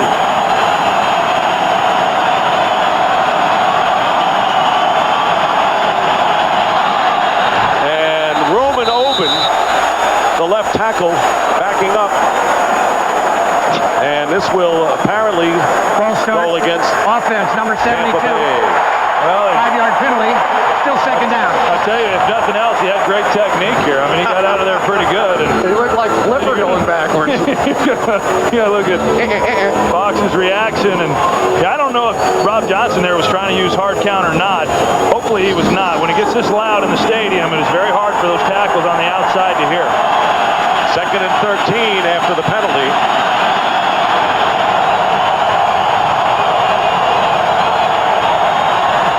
Johnson. And Johnson gets it out to Ken Bilger. And the tight end stopped a yard short of the first down inside the 35 by Mike Minter, and Emmanuel McDaniel gets 12 of those 13 back. Carolina's defense coming in, not as highly regarded as Tampa Bay, but they wanted to prove a point that their defense deserves to be ranked in that category, and I think they proved that point, Troy. Well, I think they did, and I think any defense that comes into a ball game when they're getting ready to play Tampa Bay, I think they want to prove, hey, the Buccaneer defense is not the only great defense on the field, and Carolina proved that today. Third down and 1. Handoff, and Mike Olstad on a sloppy handoff from Rob Johnson will lose yards. It's 2 yards back to the 35. Yeah, I don't know what's going on, Dick. I mean, 2 plays earlier, they miss a handoff on first down. Rob Johnson does, and so he has to scramble for it. And then here on third down, the ball handling should be second nature. They can't even make a handoff. 2 minutes remaining in the fourth. Fox NFL Sunday. Looks like Rob Johnson gets stepped on as he tries to take the snap and make the handoff to Olstad, but really somebody needs to put a 10 over this circuit for this drive for the Tampa Bay Buccaneers. They catch a huge break, recover the fumble, and then do that with 3 plays. Martin Gramatica, who connected on a 52-yard attempt early in the fourth, will try one from 53, looking to tie the game for Tampa Bay. Tupa is the holder. And Gramatica's kick straight down the middle, and it is good to tie it up at 9. So in a game of field goals, Gramatica has 3 and Shane Graham has 3 with 1:55 remaining in the fourth. Making amends for his recent struggles, Martin Gramatica with 2 field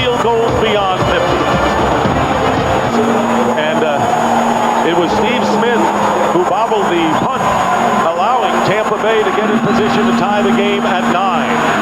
And the kickoff into the hands of Steve Smith at the 5. And Smith is down short of the 25-yard line. With 1:50 on the clock, Carolina has 1 timeout left. Tampa Bay has all 3 of theirs. And the shaken up on the play is Ryan Neese, the rookie from UCLA. And I think the bigger issue is this one right here. Tampa Bay with 3 timeouts in this ball game, because I just don't believe that with Randy Fasani you're going to feel too comfortable dropping back and throwing the ball. So far in the day, he's 4 for 15, 38 yards and 2 interceptions. Of course, I saw Tom Brady in the Super Bowl. I wasn't so sure he was going to get a chance either. He did, and he came through. So, but a very difficult situation right now for the Carolina Panthers. And all they're looking to do, hopefully, some ways to get into field goal range for Shane Graham, so they don't have to go the length of the field. But they have only 1 timeout left. And Tampa Bay will use timeouts on defense to get the ball back. First down, handoff, Lamar Smith. Nothing doing. And the Bucs call a timeout quickly. And Carolina, they've got to go about 45 yards in order to get in position to attempt a field goal. And they cannot just run the football like this, especially when you're running right into the middle. This is the strength of this Tampa Bay defense. And earlier they tried it. They have not had as much success the last few times they've done it. Tampa Bay clearly knows the situation in this ball game and what Carolina's going to do as far as running the football. And Fasani is going to have to make some plays here in order to get them down the field and give them a shot. And basically, the Buccaneers are daring Randy Fasani to throw the football. They've got 4 down linemen, 4 linebackers, with John Lynch essentially taking in there as the 4th linebacker. They don't believe that Dan Henning is going to put the football in Randy Fasani's hand at this point. And the other thing is, if they can get 1 first down here, then they can make it go into overtime and then try to do what they want to do offensively. There comes Lynch right there. Second down and 11. Fasani in trouble. Fires it incomplete, intended for Brad Hoover. So the Buccaneers do not have to use a timeout here. And that's really the key point, because this is a situation, the crowd boos, a lot of pressure on Dan Henning to try and open it up and make some plays, but you're also playing right into the hands of the Tampa Bay defense here. Now not only are they probably going to get the football back, they're going to get the football back with at least 1 timeout, and if you throw it again here, they'll get it back with 2 timeouts. Jeff Mitchell, the center, is out of the game, and Geno Jones, number 78, replaces Mitchell. Geno James has come in, and a timeout called by Carolina. Well, that's interesting. They just ran the clock down as far as they could run it down and then called their own timeout. Well, everything that you would want to have happen is happening, and I guess... You take a look there at Rodney Peete. He hurt his knee and had surgery, went down in the Dallas ball game. They wound up losing that one, and he's done a heck of a job. I mean, he had not really thrown the football much since '98, played a little bit in '99, and then comes here, and they thought he'd be a backup to Chris Winkie, and they're going to get him back after their bye week. They think he'll be playing here in a couple of weeks, and he's done a heck of a job for this ball club. I think they had to take that time out because Jamar Nesbitt had to move to center when Jeff Mitchell got hurt. Third down and 11. 1:37 to go. And they're going to put it in the air. Brad Hoover. And Hoover is stopped short of the first down by 4 yards. And 4th down coming up. You know, they don't get the first down there, but I like what Randy Fasani did. He didn't see anything down the field. He takes a completion, which forces Tampa Bay to use a timeout. Now they can punt the ball, and they're just going to hope that the Carolina defense can hold them. Tampa Bay will have one timeout left when they get the ball. They have not been an impressive offensive team today, but remember, for Tampa Bay, all they need to do is to get it in the range of Martin Gramatica, who has connected on 2 long field goals here in the second half from 52 and 53 yards, so he's feeling good about themselves, and John Gruden obviously has confidence in him as well. Well, plus you put yourself in a position where your defense might be able to win the game. If all of a sudden Rob Johnson's dropping back and he makes a big mistake, you might be able to win it that way. Sauerbrunn will kick it away, and Carl Williams back deep for the Buccaneers.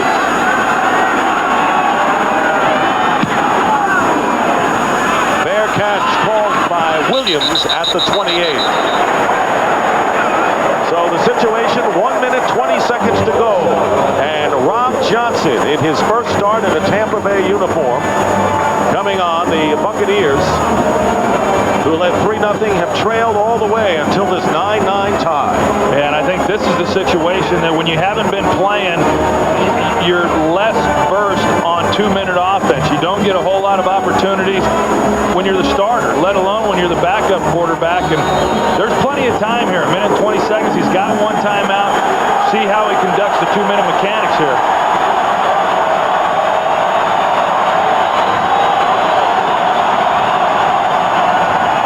Johnson, short drop. Keyshawn Johnson with his first catch of the game and a first down on the 40-yard line. That was the same route that the interception took place on earlier when it bounced off Terry Cousins' back. That time, no one in the lane. Keyshawn's able to make the reception. Tampa Bay with one timeout left, picking up 12 on first down. And Rob Johnson trying to escape danger here and fires it to Keyshawn Johnson, and he makes the catch. Short of the first down at the 49-yard line of Tampa Bay as the clock stops with 53 seconds to go as Johnson went out of bounds. And Keyshawn Johnson doing a great job getting his feet down. Looks like he did. Nice play, but that play really made by Rob Johnson. We've criticized some of his mistakes today, but he was Houdini back there in the pocket that time, getting away and making that one happen down the field. 53 seconds on the clock. 2nd and 1, and this is upstairs with the replay review. We are reviewing the play on the field. Question is, did Keyshawn have both feet in bounds when he made the reception? It looked like he did, as Chris pointed out. And to comment on Rob Johnson there, and you're right. I mean, quarterbacks are living on the edge in the pocket as to when to get rid of the football, when to know how to avoid the pass rush. Right there, that was close to being a disaster. He was being pursued and could have very easily had the ball knocked out. And here's Keyshawn on the reception, and one's down there, and it's just a question of whether or not he drugged that foot. And they ruled him in. I don't see anything there that would suggest that he did not drag that foot, so I don't think it's conclusive enough for them to overturn it. Wow, that's We're reviewing the play to see if the receiver had both feet down prior to going out of bounds. I thought his toe and drag going out of bounds. Keyshawn looks comfortable. He's looking for the next play call. But it did look like that left foot was off the ground, and then as he tried to stab it back in the ground, it happened right on the line. But Troy, you make a good point. It really has to be conclusive for them to overturn anything, and that was tough to see. And so many times you're at the mercy of whatever the call was made by the official, and in this case, the official makes it a reception. And I know that they're very reluctant to overturn. In fact, they will not overturn it unless it is conclusive evidence that suggests that they should. Catch now. It looks like the toe came down there. That's great work by our camera. Yeah, I think blowing up the feet show that Keyshawn Johnson got his toe in at least enough not to turn it around. As you say, indisputable visual evidence not to turn it around. Did you guys think the toe was on the ground as he caught it, or he got it back on the ground? I just think the toe was in. I don't know. That'll way to fail. After reviewing the play, the call on the field is confirmed. The receiver had the right foot down and drug his left toe while in possession of the ball. It is a completed pass. I would say dragged, as a matter of fact. I mean, I know people would say he drug his toe, but I'm going to say dragged his toe. Sounds good to me. Drag, drug, it was in. 2nd down and 1. 53 seconds on the clock. Remember, all the Bucs need to do is get in range for a field goal. About 15 yards here, Dick. Need to get it to about the 35. And the pitch to Pittman, turning the corner, first down for Tampa Bay, and he gets out of bounds at the 45 of Carolina.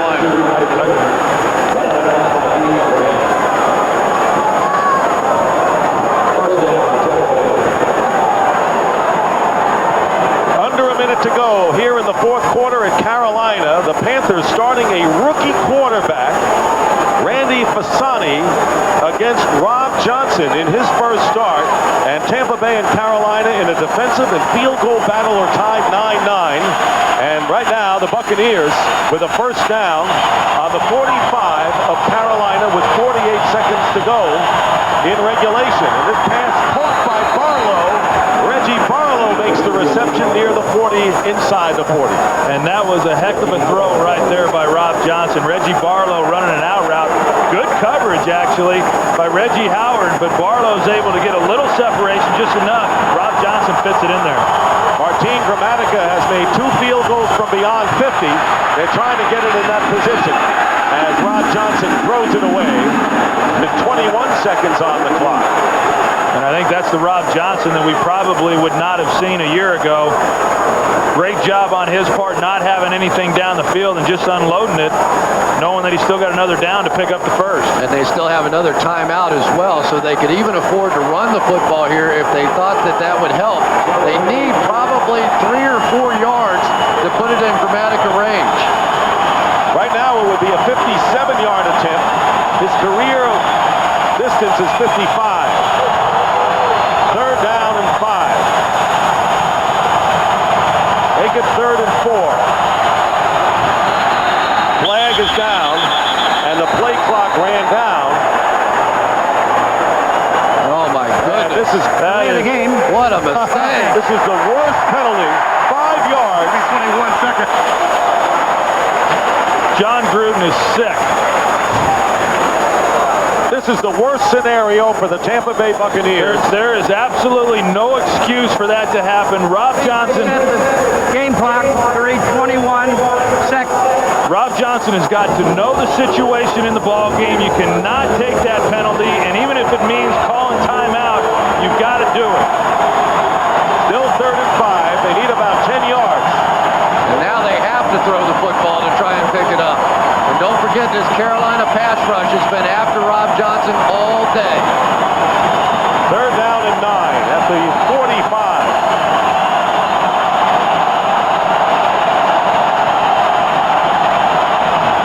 Pressure on Rob Johnson. And Johnson getting away. Directing traffic. And Rob Johnson running for the sticks. And apparently has the first down. At the 35-yard line with 14 seconds left. Rob Johnson running for the first down, and he may have aggravated what could be a hamstring or a leg, and the play clock is running now. They're at 25. Tampa Bay has 1 timeout remaining. And Rob Johnson and Sean King is coming into the game at quarterback. Well, they're at 13 seconds on the play clock. They don't want to get into another situation like they just did. They've got to run a play. If it's me, you just spike the ball. King is not spiking it. He completes it to Carl Williams, who goes out of bounds with 10 seconds to go. And the ball at the 29-yard line, and they're going to send in Martin Gramatica to try to win it right now. Well, Rob Johnson's mobility has been a big factor in this final drive. He makes the big mistake, allows the play clock to run out, but then makes up for it, scrambling out of the pocket, picking up the first down. And how about Sean King coming in, cool as a cucumber, and completing that pass to make this field goal a whole lot shorter. Yeah, I think that's the one thing. When this game's over and you look at the ball game and what happened, Sean King's completion there won't be played up enough. A 47-yard attempt to try to win it for the Buccaneers. And here's Gramatica's kick. It's straight, it's true, and it's good. And Tampa Bay with a 12-9 lead and 5 seconds left. Well, John Gruden's running out on the field, as is everybody else for the Buccaneers, and there's still 5 seconds left on the clock. This game's not over. I don't see a flag. I'm surprised the officials did not throw the flag for celebrating out on the field. You would have had to have watched the entire ball game here today to know just how improbable it was that the Tampa Bay Buccaneers were going to come back and win this game. Inept the entire day on offense, and yet when it was time to deliver, Rob Johnson finding a way to break John Fox's heart once again. What about Sean King and his courage in his one play? Well, he comes in. He didn't have much time to loosen up, and he comes out and just throws a strike. That's tremendous savvy right there with the clock running down and not spiking, and instead getting the ball outside and out of bounds. And John Gruden's reaction to the field goal, 3 by Martin Gramatica, 52-53 and 47 yards in the second half in a game that has had no touchdowns today, and what appears to be for the Carolina Panthers on the brink of yet another heartbreaking defeat. They have seen this before, Chris. Nick, sometimes during a championship season, you have to win a game you're not supposed to win, and this one definitely qualifies. Clock won't start, and it goes out of bounds. So now the Panthers will get the ball on the 40-yard line as Gramatica kicked the ball out of bounds. Out of bounds. By rule, the ball is placed at the 40-yard line. First down, Carolina. Regardless of wherever the ball was going to be, the only chance right now that Carolina has is throwing a Hail Mary, and hoping they're not going to be able to throw it all the way into the end zone. They've got to hope for a completion and then a little trickery of getting the ball back to somebody else and letting him run in. I just don't think Randy Pisani has the arm strength to get it into the end zone from here. There are probably a handful of quarterbacks that might be able to do it, but 60-plus yards, probably too far for Pisani. Tampa Bay has called their last timeout. 5 seconds to go, and you say it's a Hail Mary, and you're not going to get into the end zone, and the only thing that could ever save Carolina would be a pass interference call, setting up a field goal, and you know Tampa Bay isn't going to go near the ball. Right, they just, they don't call it. If you're throwing a ball on a Hail Mary, I've never seen anybody call pass interference, so you're not going to get that. But, you know, it's just unfortunate that somebody has to lose a game like this, and both defenses did such a great job. Jack Del Rio, the defensive coordinator for Carolina, and Monty Kiffin with this Tampa Bay Buccaneer defense, and two great defensive football teams. Rob Johnson, his numbers, Fasani in his debut, Keyshawn with 2 catches, great defense, and this has got to be a tough loss for Jerry Richardson, the outstanding owner of this Carolina franchise, who is home watching this game, coming home after quadruple bypass surgery, but he knows he has a team on the rise from last year's 1-15 team. Final seconds being ticked off, and Fasani fires it, no time left. And the pass is intercepted by John Lynch, and the game is over.